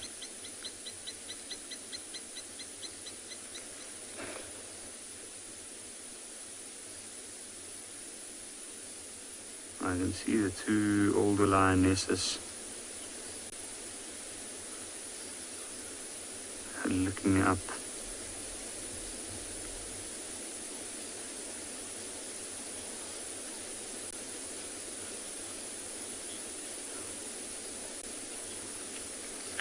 Jerome, they do have to hunt quite often to feed 10 mouths, especially since 7 of them are young males, 2 which by now are quite large. This is a very, very interesting pride, this in that manner that over the last few years, mainly their cubs have been males. And when they did have females, very few of them actually survived. The 3 lionesses, all the lionesses, are very, very experienced hunters. And they do have quite a high success rate, from what I've noticed, compared to some of the other lion prides in this area. In fact, last night, after we left this area, one of the other vehicles came past, and even though they didn't see it, they said they could hear that it sounded like they were feeding off something. Now, I am pretty sure that it was not a major meal, but I wouldn't be surprised if they try and hunt something now.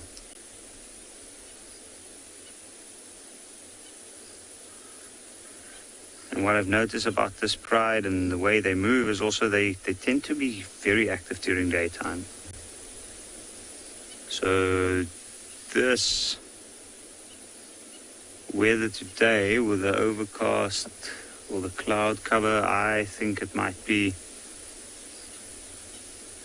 a good opportunity for them to move a little bit and maybe even see if they might find something more.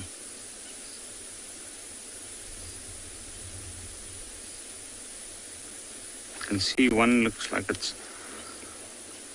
rolling around, and they look like they're kind of getting into a little bit more of a relaxed position now.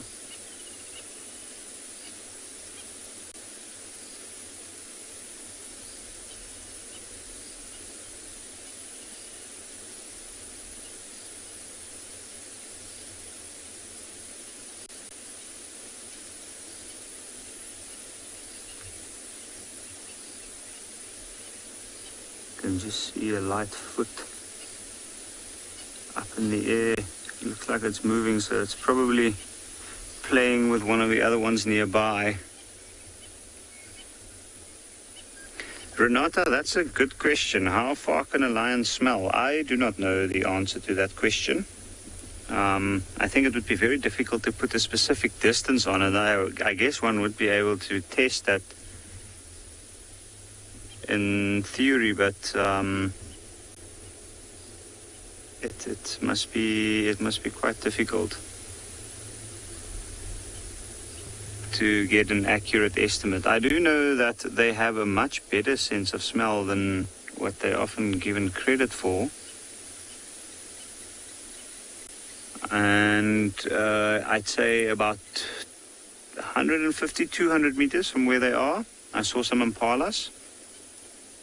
And the impalas were moving in the opposite direction. So when they picked up their heads just now to smell into the air, the wind is coming off from over to the left of where the lions are.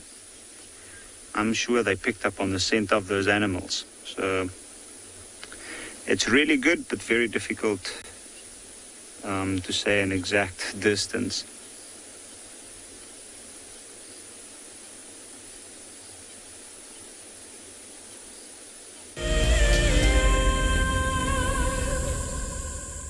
It's no secret that nature can heal. Some of our Wild Earth viewers are finding solace in the outdoors close to their homes during lockdown. This is how I keep myself busy during lockdown. Beautiful little jumping spot.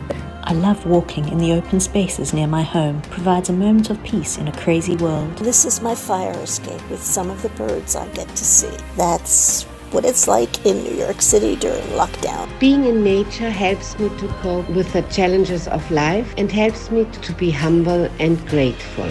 It's magical watching everything turn into a winter wonderland as the snow softly falls. Been doing lots of walking, dog walking, outside at parks. This is my Ridgeback Drake. Our little slice of paradise is a provincial park called Hopewell Ross. Connecting with nature is critical to stay positive during these tough times. Wild Earth encourages you all to find time to escape to nature. Sometimes love wants to make you sing. And sometimes love wants to make you bow and fan your wings to your bow. For the southern yellow-billed hornbill, these are signs that love is in the air. These birds are destined for a season of monogamy at least. Breeding pairs are in it for the survival of their chicks. But before love commences, the male needs to woo his valentine with food in the form of nuptial gifts. I'm Nikki here at Ambion Ngala in South Africa. I love getting questions from viewers about all the small things within the environment and how it all is integrated with one another. If you want to ask me any questions, please simply register with the Wild Earth website, head across to the Live Safari page and then post your questions there. I'm looking forward to chatting to you on my next Wild Earth drive. Something very, very interesting. I didn't plan this, but this is a scene rarely seen. This is what we call a journey of giraffe. So beautiful.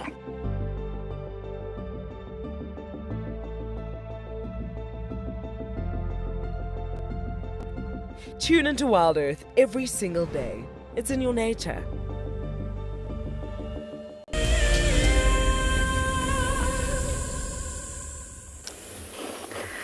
We are now up on quarantine. Our search for whatever it is that spooked the hyenas has led us all the way up here. In fact, perhaps, okay, yes, it was the search, but not tracks. It was a feeling that led us all the way up here. Oh. Swallows are going crazy in the sky there, Darby.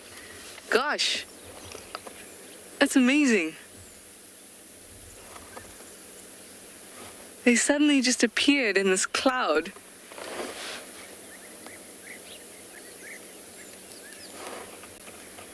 Oh, that was great.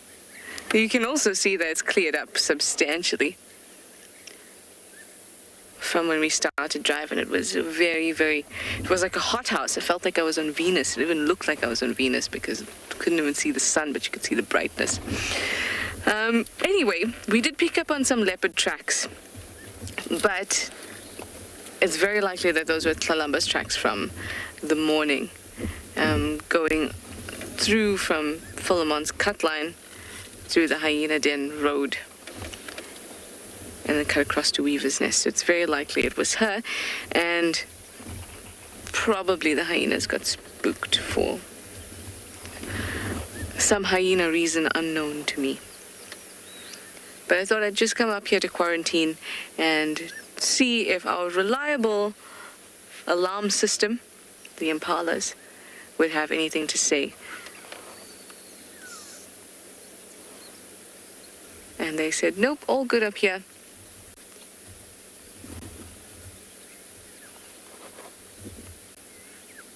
Hi, Adash.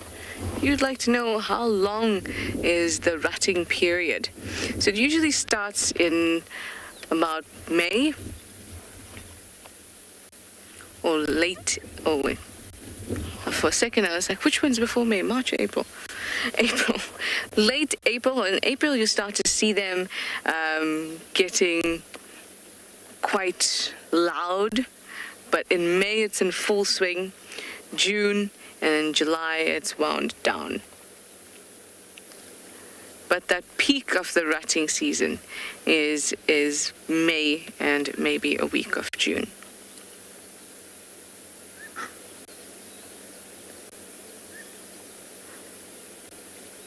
So we'll actually start to hear them get much louder in the coming months. That can be a little tricky, especially when they're just starting, those testosterone levels are starting to rise. As soon as that happens, it becomes a little bit trickier because rut is not in full swing. And you'll hear the difference in the alarm call when they're rutting. It's easy to tell once you've heard it often, but in the first week of that starting to happen, because it's so sporadic, it can trip you up thinking that they're alarming at a predator.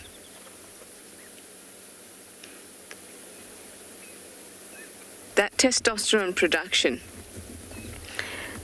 in the males that instigates the whole behavior or change in behavior towards rutting behavior happens as a result of the daylight getting shorter.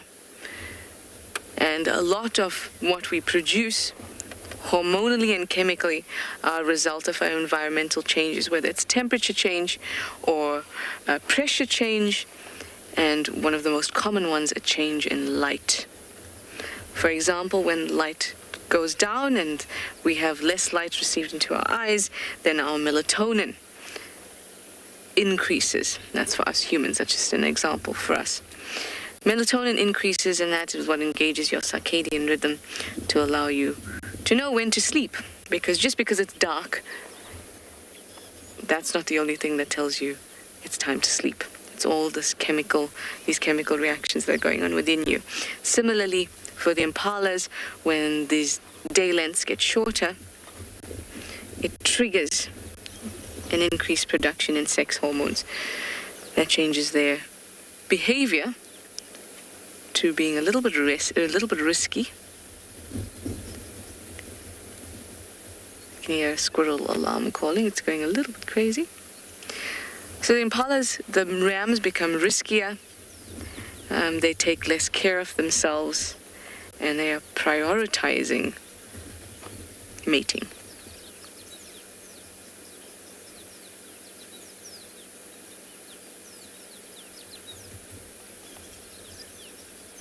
want to just take this quick turn.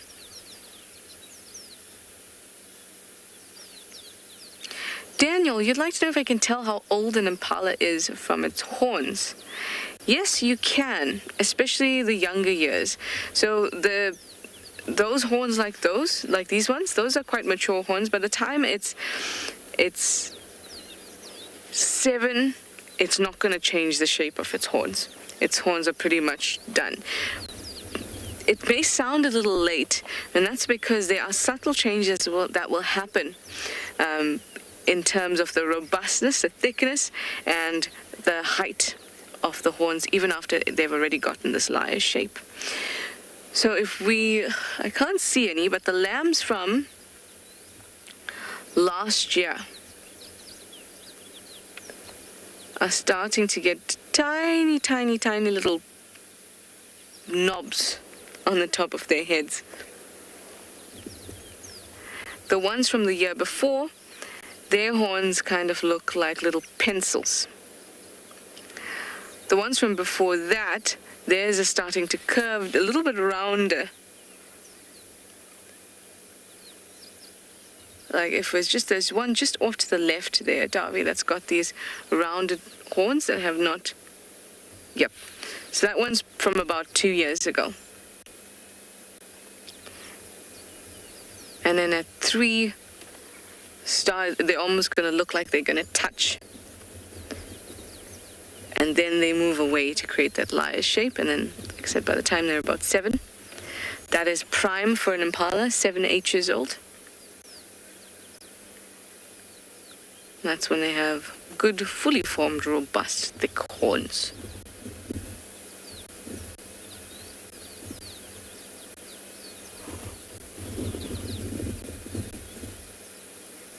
All right, let's just take a quick drive around. I mean, the squirrels stopped alarming now. But always worth a look.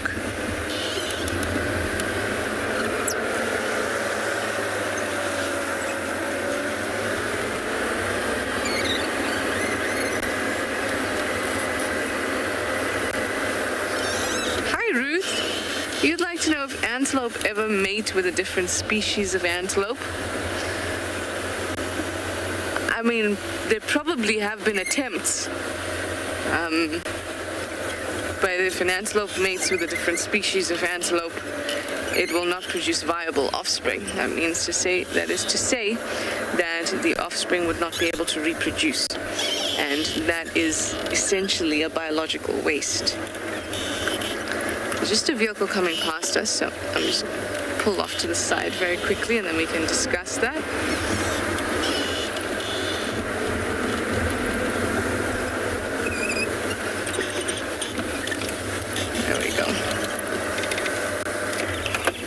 So while there are some antelope that may be able to mate with each other, physically be able to because everything fits, they will not be able to produce viable offspring. There are very few animals that you may know where they crossbreed and we're actually familiar with them, like donkeys and horses to create a mule or a liger. But they're not viable creatures, and that's kind of sad because it's depriving that animal from doing what is instinctive, and that is to reproduce. I'm sure there are people that have crossbred antelope. And out in the bush, maybe someone gets a little bit confused and tries with a different species, but those are generally not successful.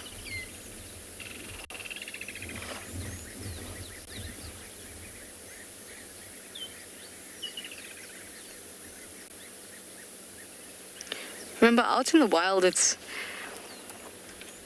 every creature knows quite well where they belong. And if they don't, maybe, do you remember that elephant herd and that little buffalo young bull? that had been adopted by them. Maybe he felt, maybe identified as an elephant for that brief period, who knows. But say that as a very young calf, it was adopted by that elephant herd, it would still at some point, especially when it needs to breed, and those feelings come through, those hormones change and instincts kick in, it will realize very quickly what it's meant to do and what it actually is. So you'll find that crossbreeding is a very rare thing in natural environments. Okay, I'm going to head back down to the den, and I'm going to send you over to Steve in Pridelands.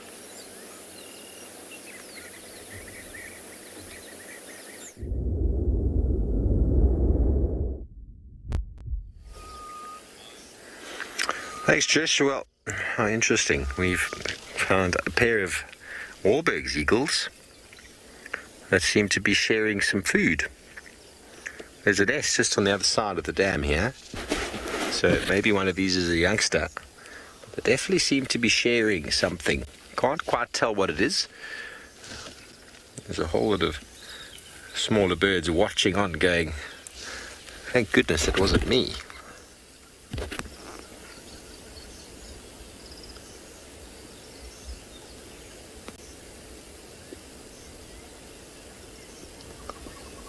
Raptors are all able to hold prey with their talons. They often kill their prey with their talons and then rip it off with their beaks. It's one of the defining characteristics.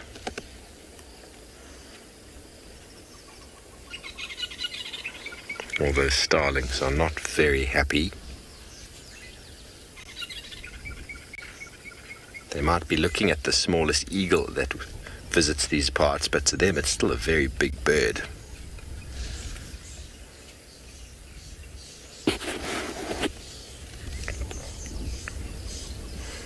Red-billed buffalo weavers joining the fray.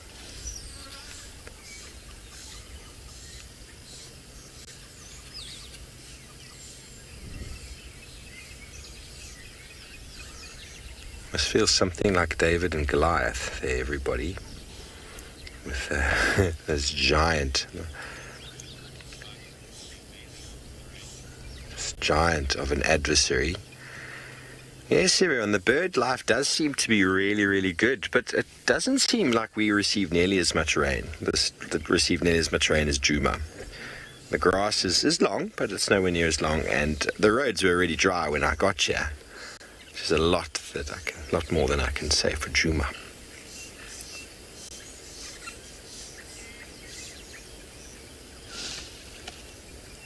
But yes, the birds have been out in abundance this morning. Many hornbills, many white-crested, or should I say southern white-crowned shrikes, many starlings, many red-billed buffalo weavers, and a number of predatory birds as well. Okay, well, we're going to stay here. We're going to have ourselves a cup of coffee, and we're going to send you over to Ambion Ngala.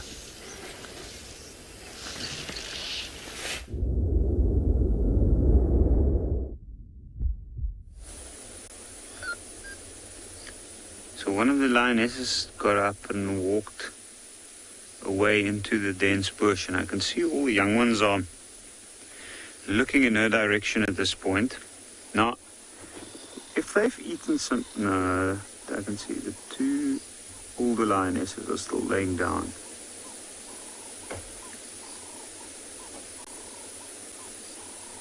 But we've been seeing a little bit of movement. There we go. It's a young male, actually.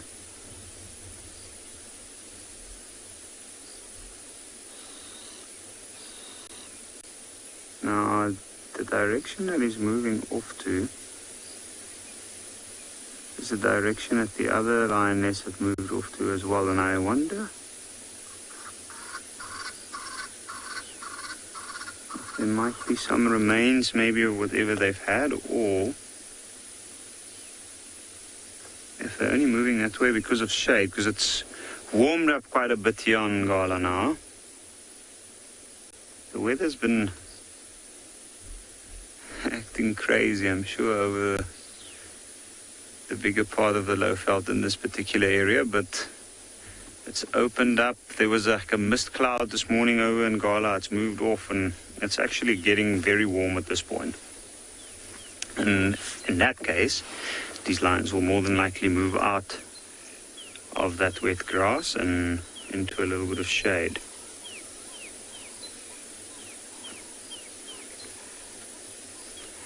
There's a few yawns going.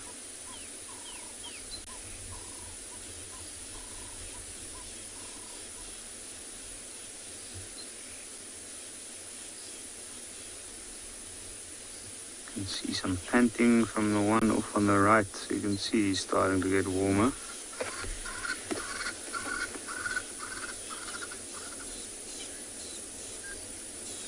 Ruth, that's quite a tricky question to answer. Do the lionesses take turns making the initial kill? I guess the short answer would be yes.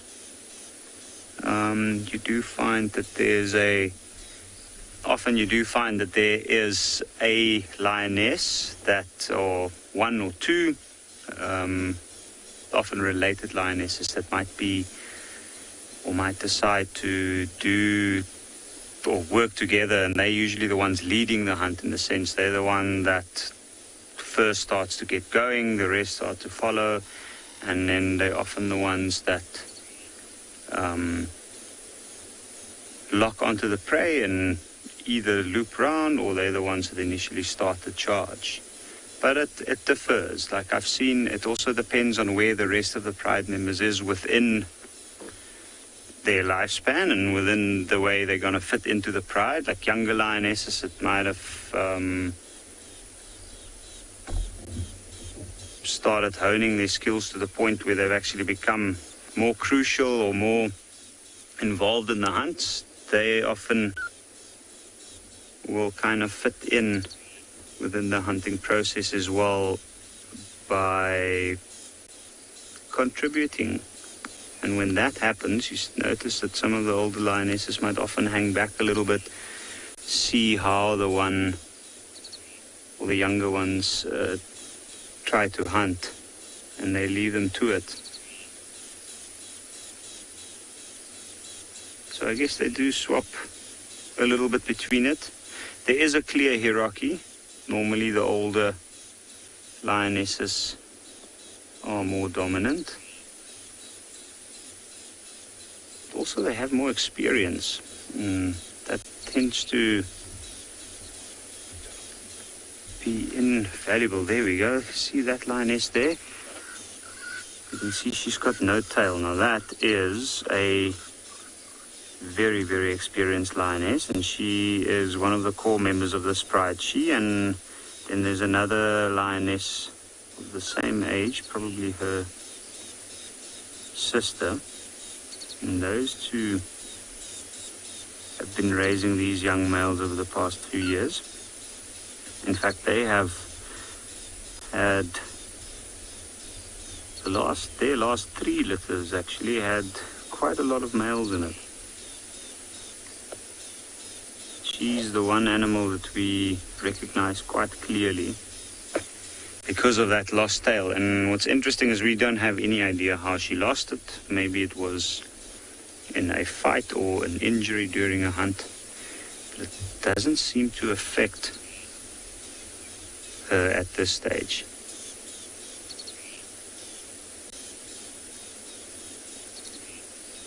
But in this pride, she's normally one of the ones leading the hunt. In fact, she's often the ones involved in the takedown as well. In that case, they'll swap. I've noticed sometimes, depending on which one was closest to the prey animal, we'll take it down, and once it's taken down, might have another lioness come in and assist with the kill, by either blocking up the muzzle of the animal or going for the jugular.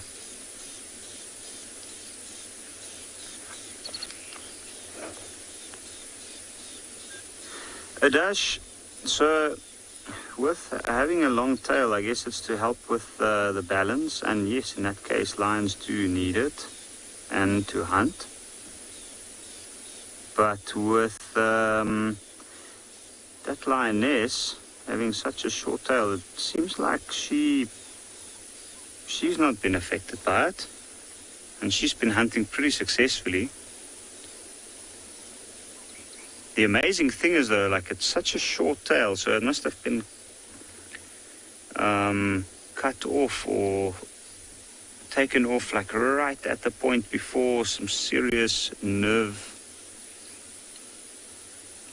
have been damaged. So it's very, very close to where the animal might have a serious disability.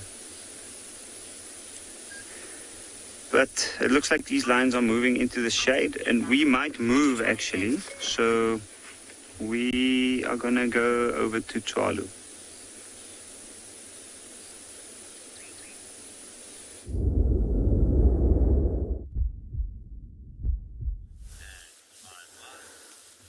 So we've stood by a little bit, and this herd of wildebeest has come down to drink. Literally just almost like a gobble and go. It was slurp, slurp, slurp, and then turn around and they walked off. So they haven't drank too much or for too long. They're just moving on relatively quickly.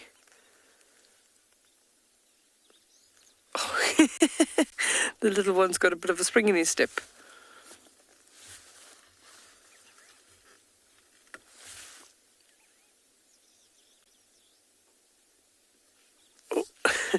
Definitely more frisky now that they've drank some water.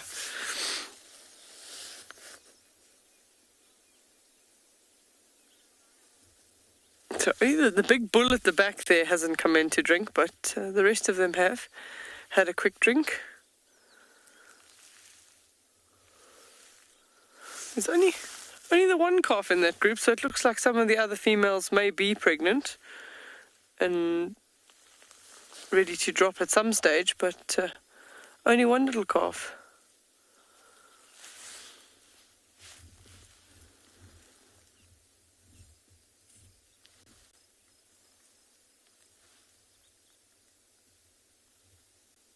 So wildebeest are those animals that are called water dependent. They do need to drink water at least once a day, so they will always be within a sort of 5 to 10 kilometer distance away from water.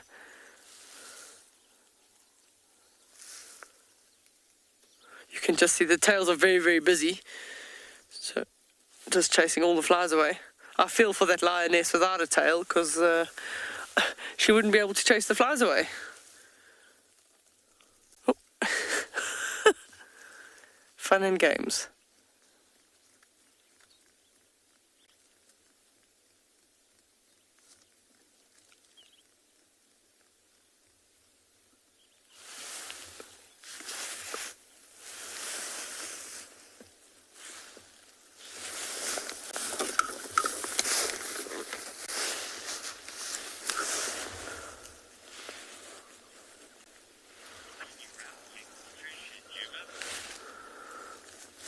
As they walk off, we're going to send you across to Trish at Djuma.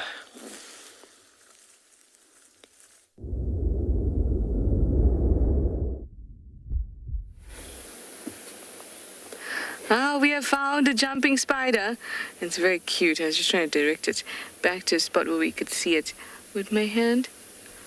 For me, jumping spiders are the cutest of them all. Those eyes, the expression on their little faces. Oh, do you want to maybe jump on my hand? There we go. Oh, you're my friend. Let's sew Davy. There we go.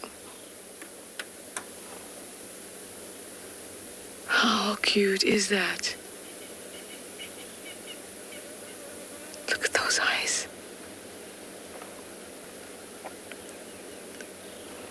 Such large eyes.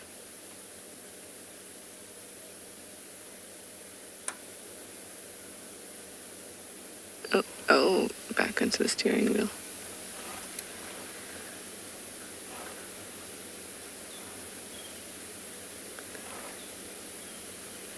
They might be my favorite spider, or favorite type of spider.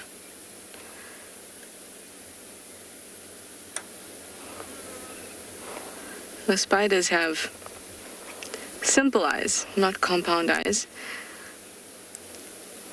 like insects do. Insects have eyes that have all these facets on them, multiple facets. So if you think about a compound eye, you might imagine a dragonfly's eye or a fly's eye. But what we have are simple eyes. And so simple eye, oh, it's looking straight at me. The simple eye just has one lens in the eye, not like a compound eye where there's multiple little lenses. And spiders have simple eyes like us. And 8 of them, usually. Some do have 6. And the arrangement of it can help you identify what spider you have. Sometimes it's just 4 and 4. So 4 across the front and 4 kind of at the top. Oh, that is so cute.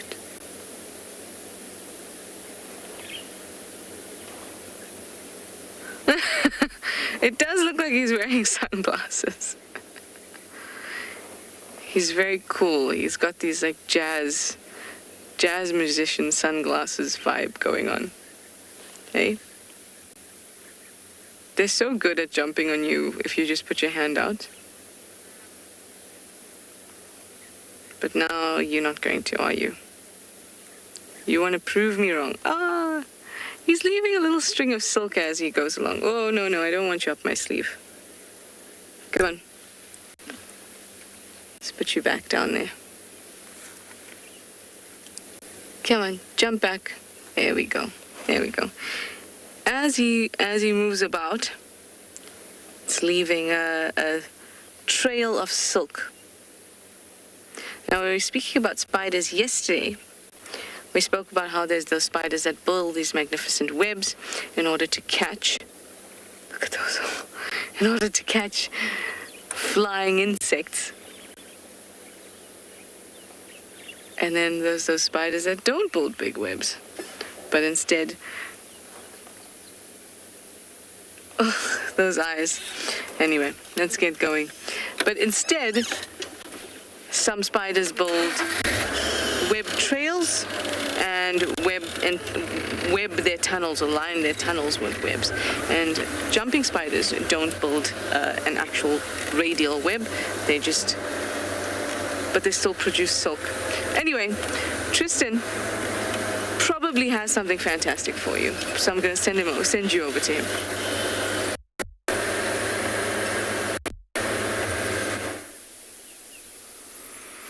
They do produce silk. Little Satysides are my favorite of the spiders. But we're on a leopard roll. This is not a cat leopard, but a big leopard tortoise. And this tortoise is trying to somehow 4x4 its way over the grass and the ledge that has been created by this road being graded so much. You can see how the level of the road has actually dropped a lot from the repeated years of grading. And this poor tortoise is having a tough time clambering up there. It's having to engage low range and diff lock to try and work its way up. I don't think you're going to get up there, my girl. It's a very large leopard tortoise. Maybe if it just, traction control is not working at this stage. They do have really long claws at the end of their feet, and so that often helps with being able to dig into the soil and kind of pull themselves up. I think she's struggling. I'm pretty sure it's a she, just given the size, struggling to actually get over the lip of that area. It's much like a car. If you go over a bump and it's too high, your kind of diff or your axle starts to sit on the actual edging. And I think that's what's happened with this leopard tortoise, is I suspect as it's got its front legs over, it doesn't have the power to pull its whole shell over the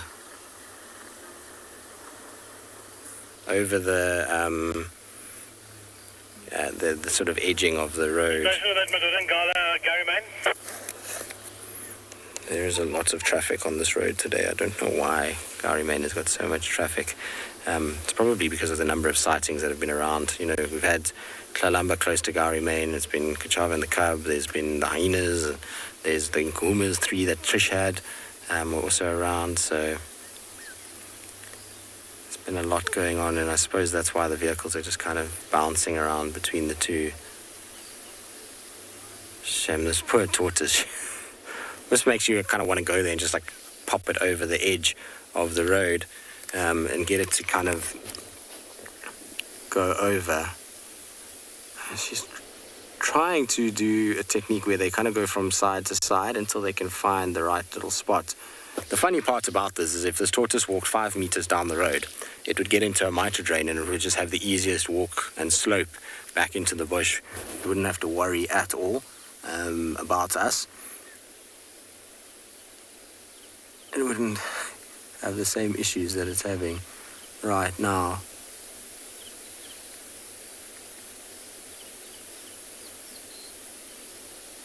Just worried that because of where it is on the road, people are not going to be able to see it and potentially drive over it.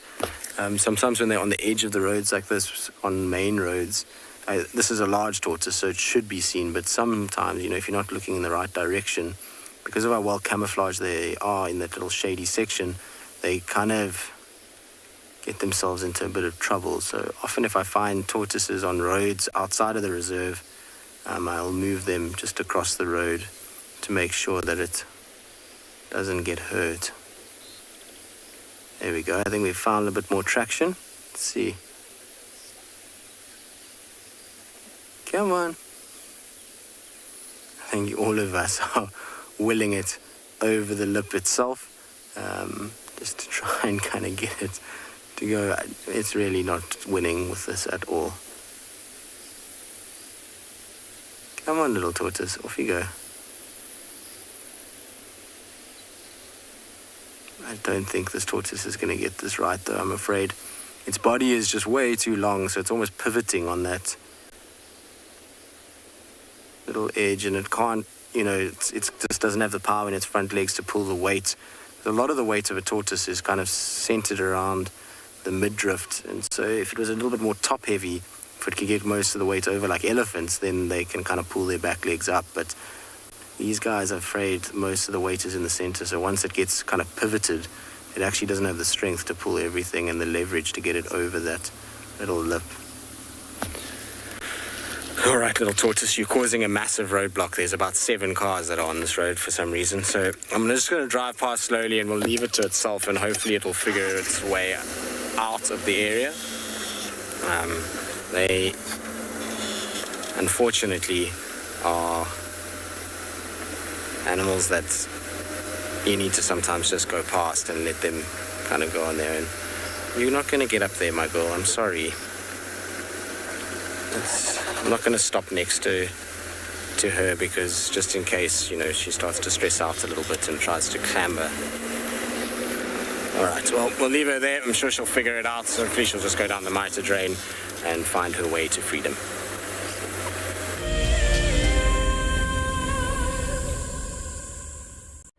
Do you dream of traveling to a far-flung wilderness location where life continues as normal? A place where you can escape to nature and breathe. If you become a Wild Earth explorer, then this could soon become a reality. Subscribe today and stand a chance to win regular travel prizes. Wild Earth Explorers, it's in your nature. Riverbeds are a great way to find water and look for places where elephant have excavated hollows. You can then dig into the sand, and after a couple of feet you should find damp sand, which then can be squeezed out or siphoned off for water. And with water being one of our scarcest resources, it is a good idea to conserve water where and how you can. My name is Ross and I'm a field guide at and beyond Pinder Private Game Reserve. I love getting questions from guests on Wild Earth because I love sharing and learning information about nature with new people, and it also makes me feel like you're all joining me in real life. If you want to ask a question on Wild Earth, then you need to register on our website. Once registered, go to our live safari page and submit your question below our live feed. This is a battle of two great carnivores of the African wilderness. Whew. Whoa! You don't want to be under those jaws. Definitely, this round goes to the lion. Look at that. Fantastic. Expect the unexpected here on Wild Earth daily. Hi, I'm Mike Anderson, and I come to you live every day from Eco Training Pridelands Conservancy in South Africa.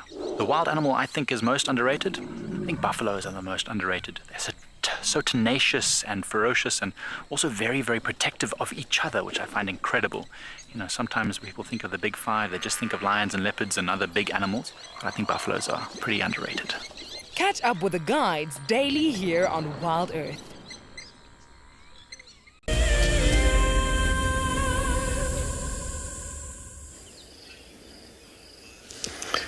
Welcome back again, everybody, to our wonderful Wahlberg's Eagle and to Leopard Dam, where, well, there's been such lovely sounds emanating.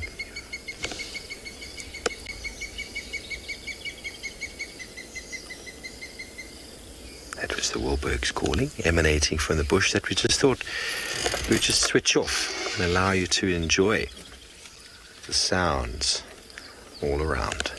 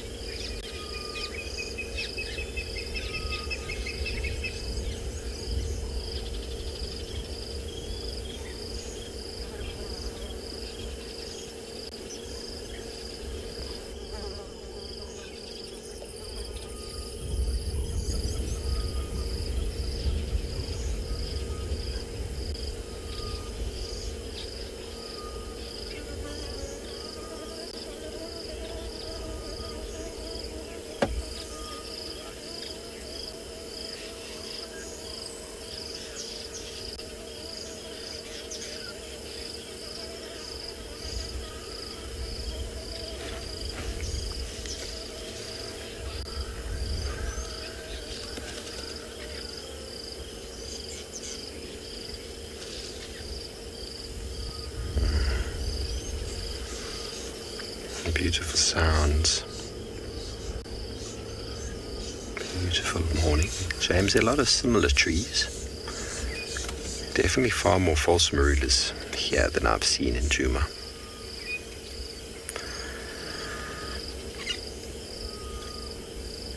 It's not as much of a red bush willow woodland, although it is still red bush willowy, but a knobthorn marula felt. Whereas Djuma would be regarded as a bush willow woodland.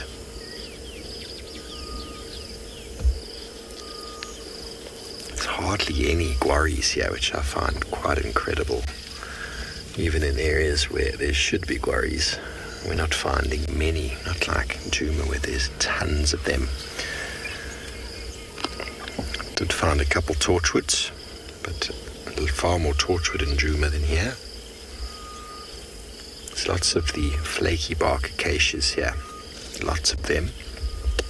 A couple of umbrella thorns. I haven't seen an umbrella thorn in Djuma. I haven't seen a single Natal guari yet. Only seen one jackleberry. Plenty of tambutis and leadwoods.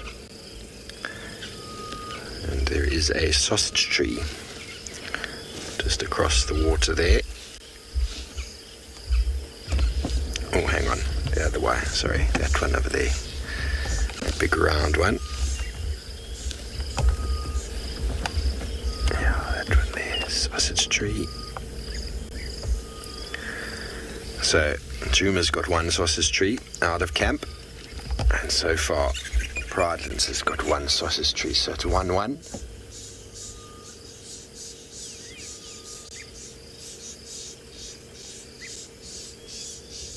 There are a few apple leaves, but they're not as abundant.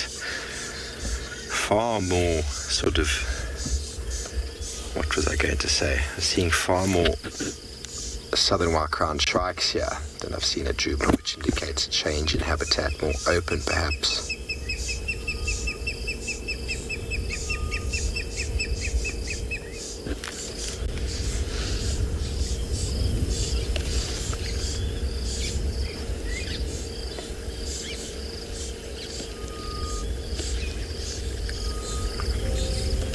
Similar amounts of sicklebush and leadwoods.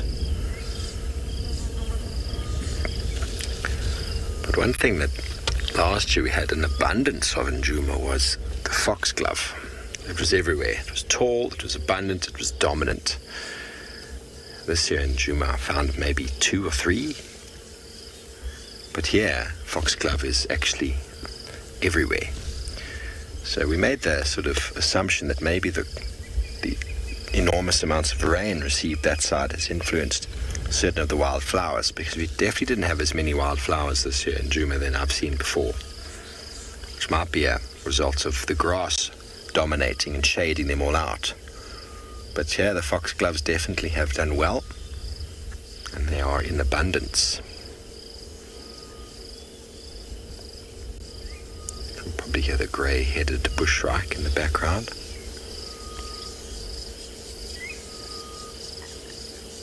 Nediki,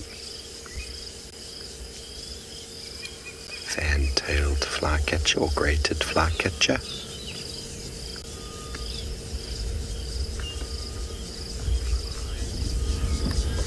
Okay, well, we're going to slowly make our way away from this watering hole and send you over to Ambion Gala with some lions.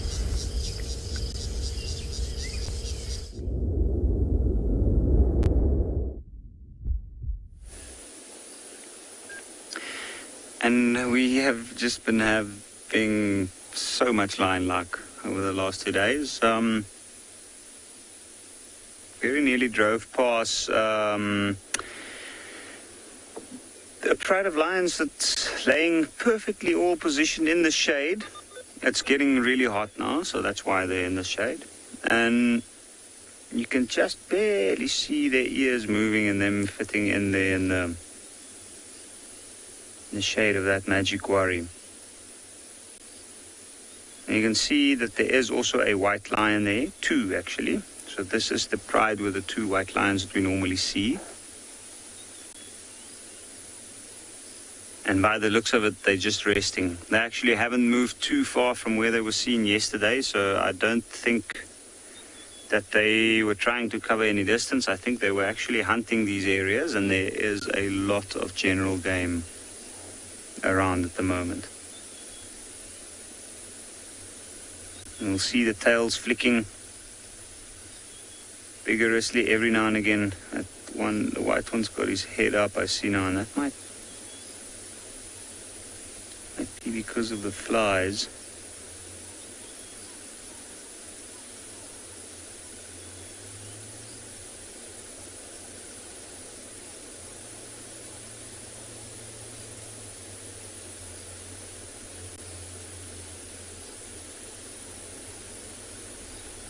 You can see he's biting up in the air, like trying to bite at the flies, and that's because I think they are really, really pestering at this point. Not that he would actually catch one, I think.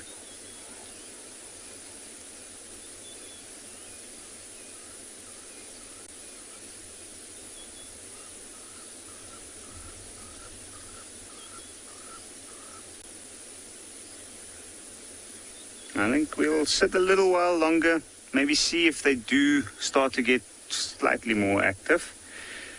And do one last move for the morning.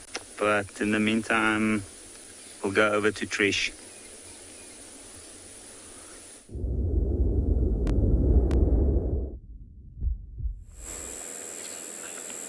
It is a foam nest frog. Just chilling on a baby leadwood. You can see that it's quite white.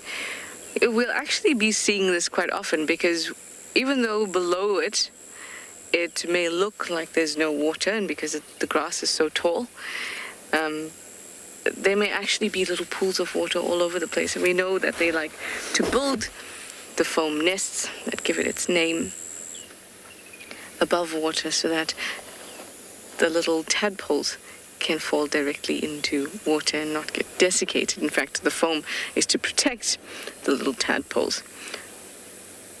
It almost looks ghostly because it is so, so white.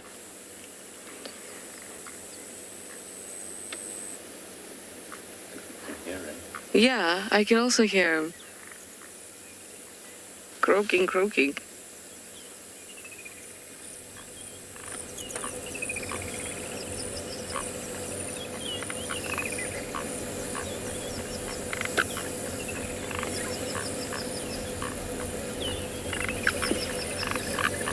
Can you hear that? It's so cool. It's actually getting louder.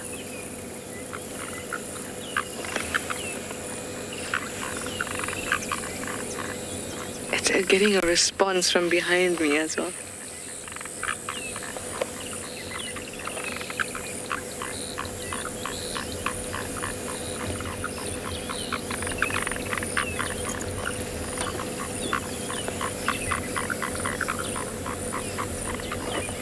Chatting away.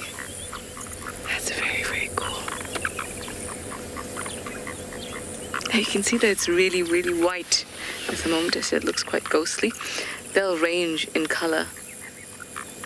Ooh, Davy, I've got a challenge for you. Oh, never mind. They were mating dragonflies just in this clear area. So these guys will range in color from a browny frog-like color to this pale, very white. And that's how they regulate their temperature. So if you see that it's very white and you yourself are in some sort of temperature-controlled area inside and you can't tell what temperature it is outside, then you could use this frog to let you know what temperature it is outside or if it's hot or cold. So white reflects a lot of sunlight, or all light. And so the paler it is, the less heat it's absorbing. So you'll find if it's hot outside, it'll be nice and pale. If it's cooler, then it'll become darker. This helps regulate their temperature. Also, when they die, they turn white, which I think is interesting. How the mechanism for their color change works, I'm not exactly sure. If it's chameleon-like or octopus-like, two very distinct, different means of changing color.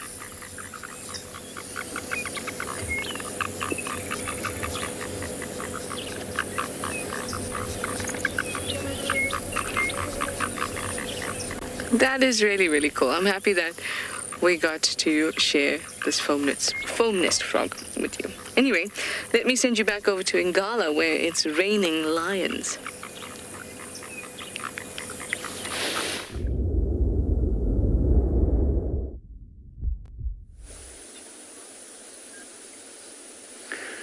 So we've tried to see if we can get a bit of a different angle, and we found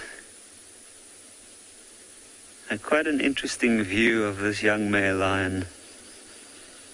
If you look very, very carefully, you can see he still has a pinkish nose. Now he's opening his eye because there's a small flock of arrow-marked babblers nearby, and they're making quite a lot of noise. Actually, there's two flocks calling from opposite directions.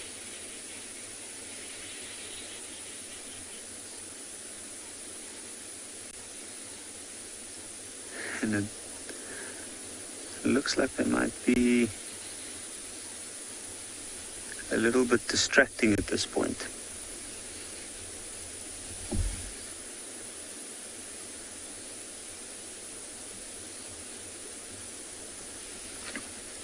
Now, I know we can't see clearly which one of the pride members this one is, but this is a young male that's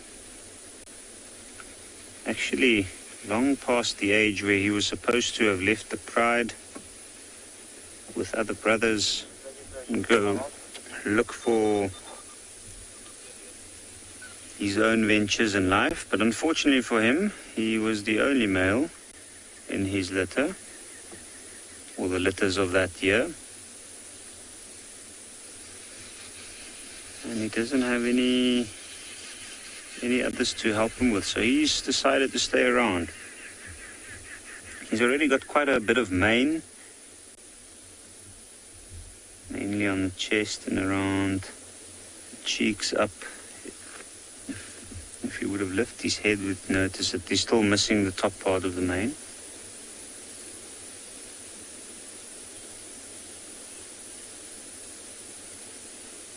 But he takes a slightly easier option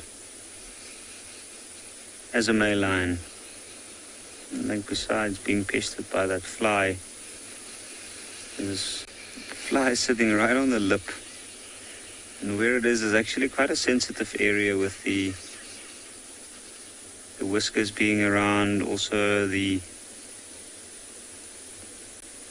bare skin parts of the lips, the nostrils. You can see his eye blinking every now and again. It looks like there's a few flies around that as well.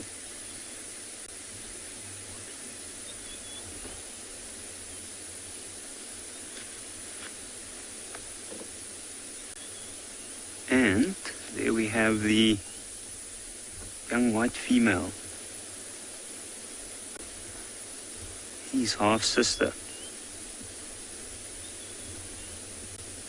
Like him, she's also not doing too much. She doesn't look like she's actually being pestered so much by the flies as he is.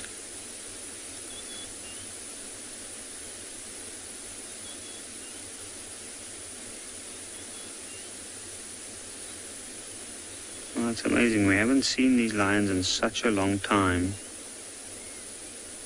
And every now and again, all you hear a little bit of an update or a little bit of news from this side and then from that side, and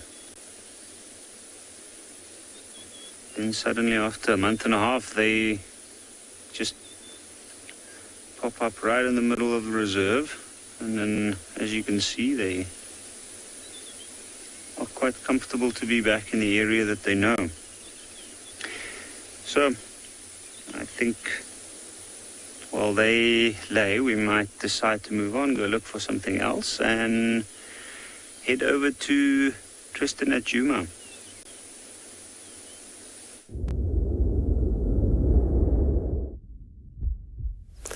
Well, we've managed to find something without spots this morning. That is these ellies. I was just saying now to Paul that it's amazing how long the grass actually is. There's a baby elephant here and you can't even see it. All you can see is the top of its head every now and then moving through. It just gives you an idea of just how long the grass is starting to get now after all this rain. It's why the ellies are here. I mean, they're just making use of all the little sedges and forbs that are growing, particularly in this area. This is a nice seep area where there's a lot of moisture and so lots of nice nutritious vegetation that's growing. And you can, pretty cool shot actually of a sort of line of elephant heads going up. But you can see how they're just shoving big bundles of grass into their mouth at this time of the year.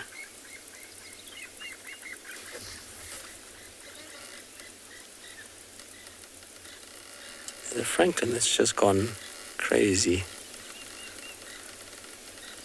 And that's that sound they make when they see a predator as well. I wonder. We didn't find any sign of Shidulu yesterday, and Kalamba being further south, it's definitely unhappy that Franklin had spotted something it doesn't like at all. Alright, I'm going to go just reverse back a bit and see what I can see there, and otherwise we'll come back to the Ellies in the meantime to Trish.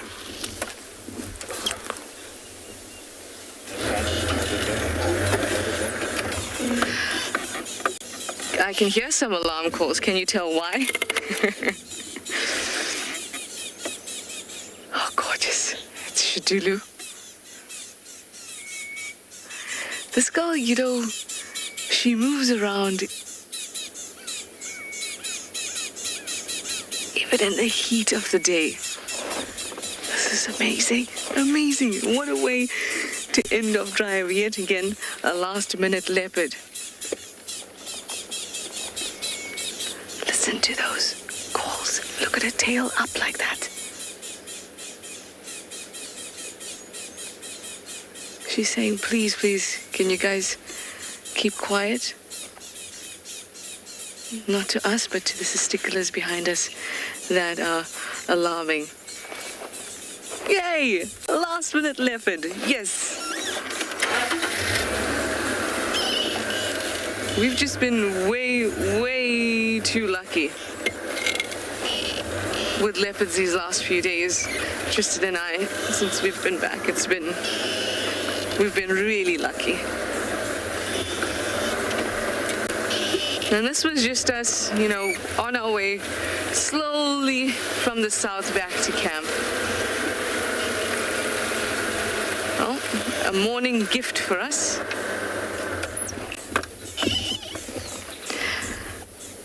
It's interesting to note, you can obviously see that there's water in the vehicle tracks on this road because it's muddy. And she's walking around it, she's stepping aside from it. Oh, so lovely.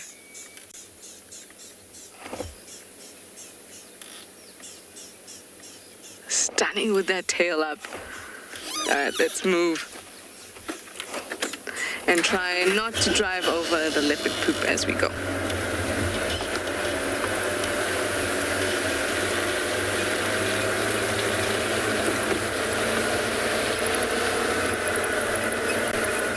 Successfully avoided.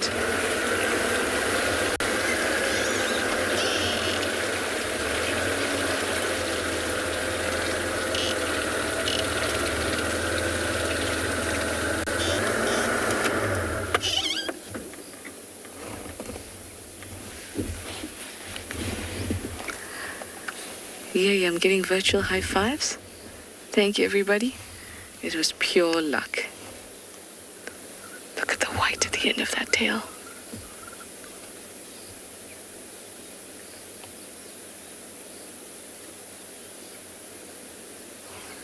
Now there's a really good example of how difficult it is to see them once they're in the long grass. You can just see the tuft of her tail there.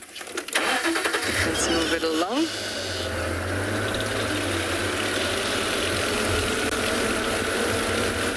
So often, Kalamba's around, Shidulu's not far away. Oh, let's just try and get in front of her.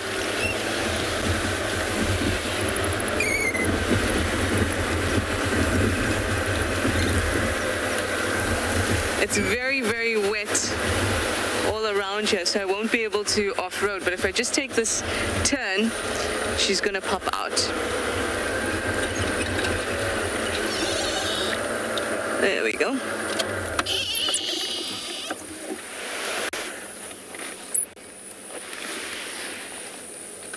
Hi, Todd. You'd like to know if leopards have a favorite type of tree to be in? I would say a marula is definitely a firm favorite. It's got no thorns. The bark on the trunk. Ooh, there's impalas close by.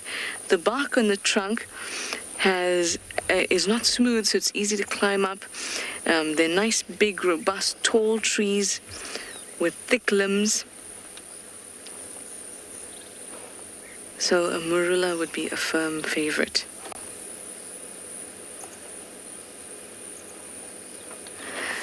There's some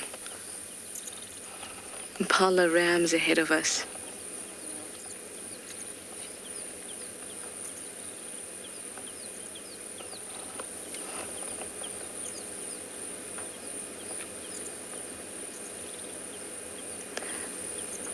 But she looks like she's doing a territorial patrol. So if she's able to have the opportunity to hunt at this time, I mean, considering the heat, she may not want to expend too much energy.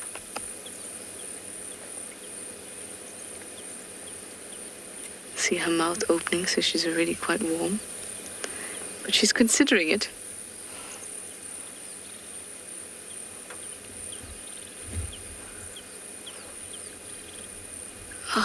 You're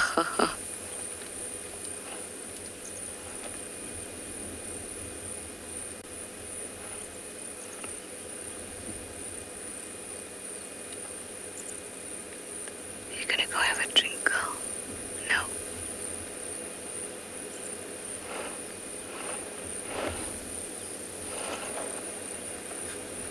Oh, bless you. All that long grass irritating her. Hey, you coming right here? What's up?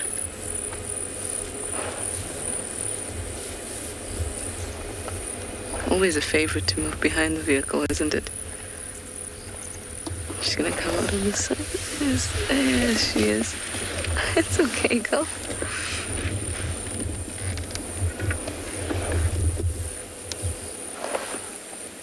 Those impala have not even flinched.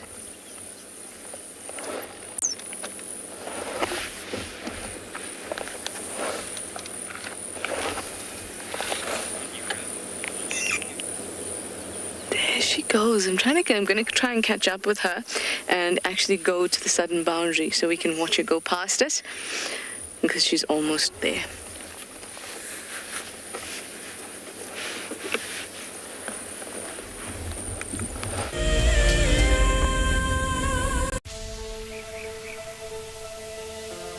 How insane is that animal? This is out of this world. Fantastic. Good, Mama. Wow, what a way to start off. It's just such an incredible privilege to be out here. It just keeps on delivering. There you go, there you go. Heart is pumping right now. 3, 2, 1. You are live, you are live. Look at this, everybody. We've got a live kill.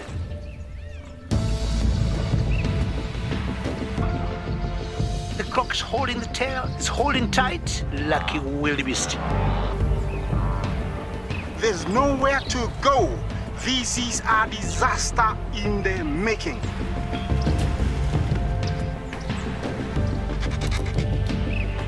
This is the first leucistic zebra I have ever seen in my life.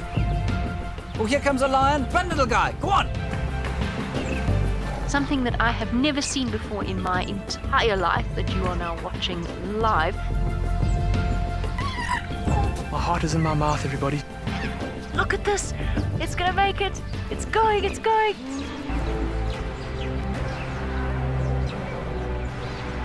This is just too magical. Hi, little guys. That's great, isn't it?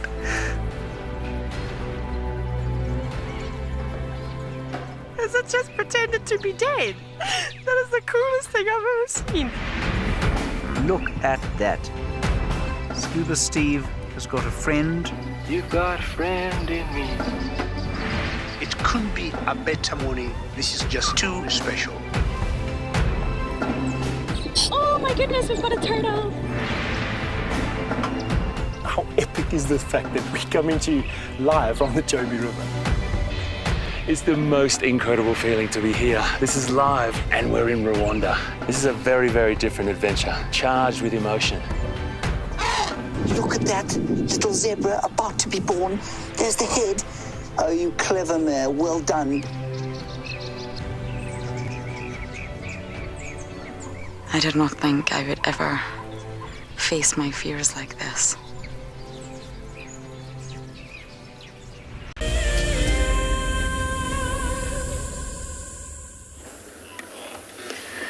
Tswalu has gotten herself quite high up into this inkuhuma tree, or brown ivory tree. She's very high up. This is great. But we can't really see her face, and it's quite easy to get a nice visual underneath this. So we're going to move forward. And this is also wonderful because this tree is basically a couple 100 meters from the southern boundary. So I usually, when I see this tree, I know it'll be close to the southern boundary.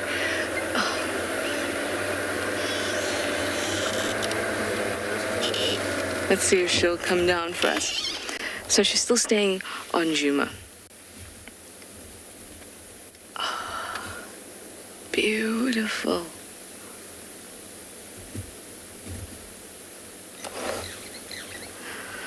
Oh, she's one of those cats that just enjoy being in trees and playing around. Wowza, you are almost above us.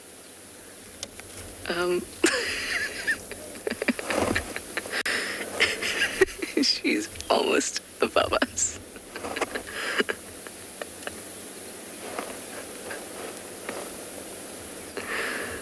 Why, thank you. I think we're going to take that as a compliment, Tswalu. Look at the green of this brown ivory tree in contrast to her beautiful rosetted coat. I really can't think of a better way to end this morning sunrise safari.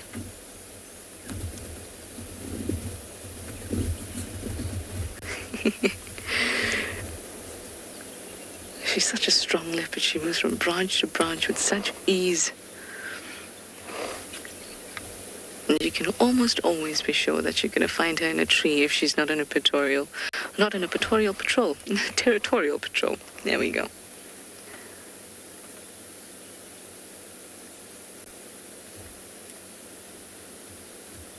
Sometimes I just think we're at the right place at the right time so often. Especially to see her on the move for a little bit and then scale this tree for us, jump around, and finally settle down for the last few seconds of this morning's drive. But being the last few seconds, you know what that means? It means that we're going to say goodbye to you all. But we'll say thank you for your questions and your comments.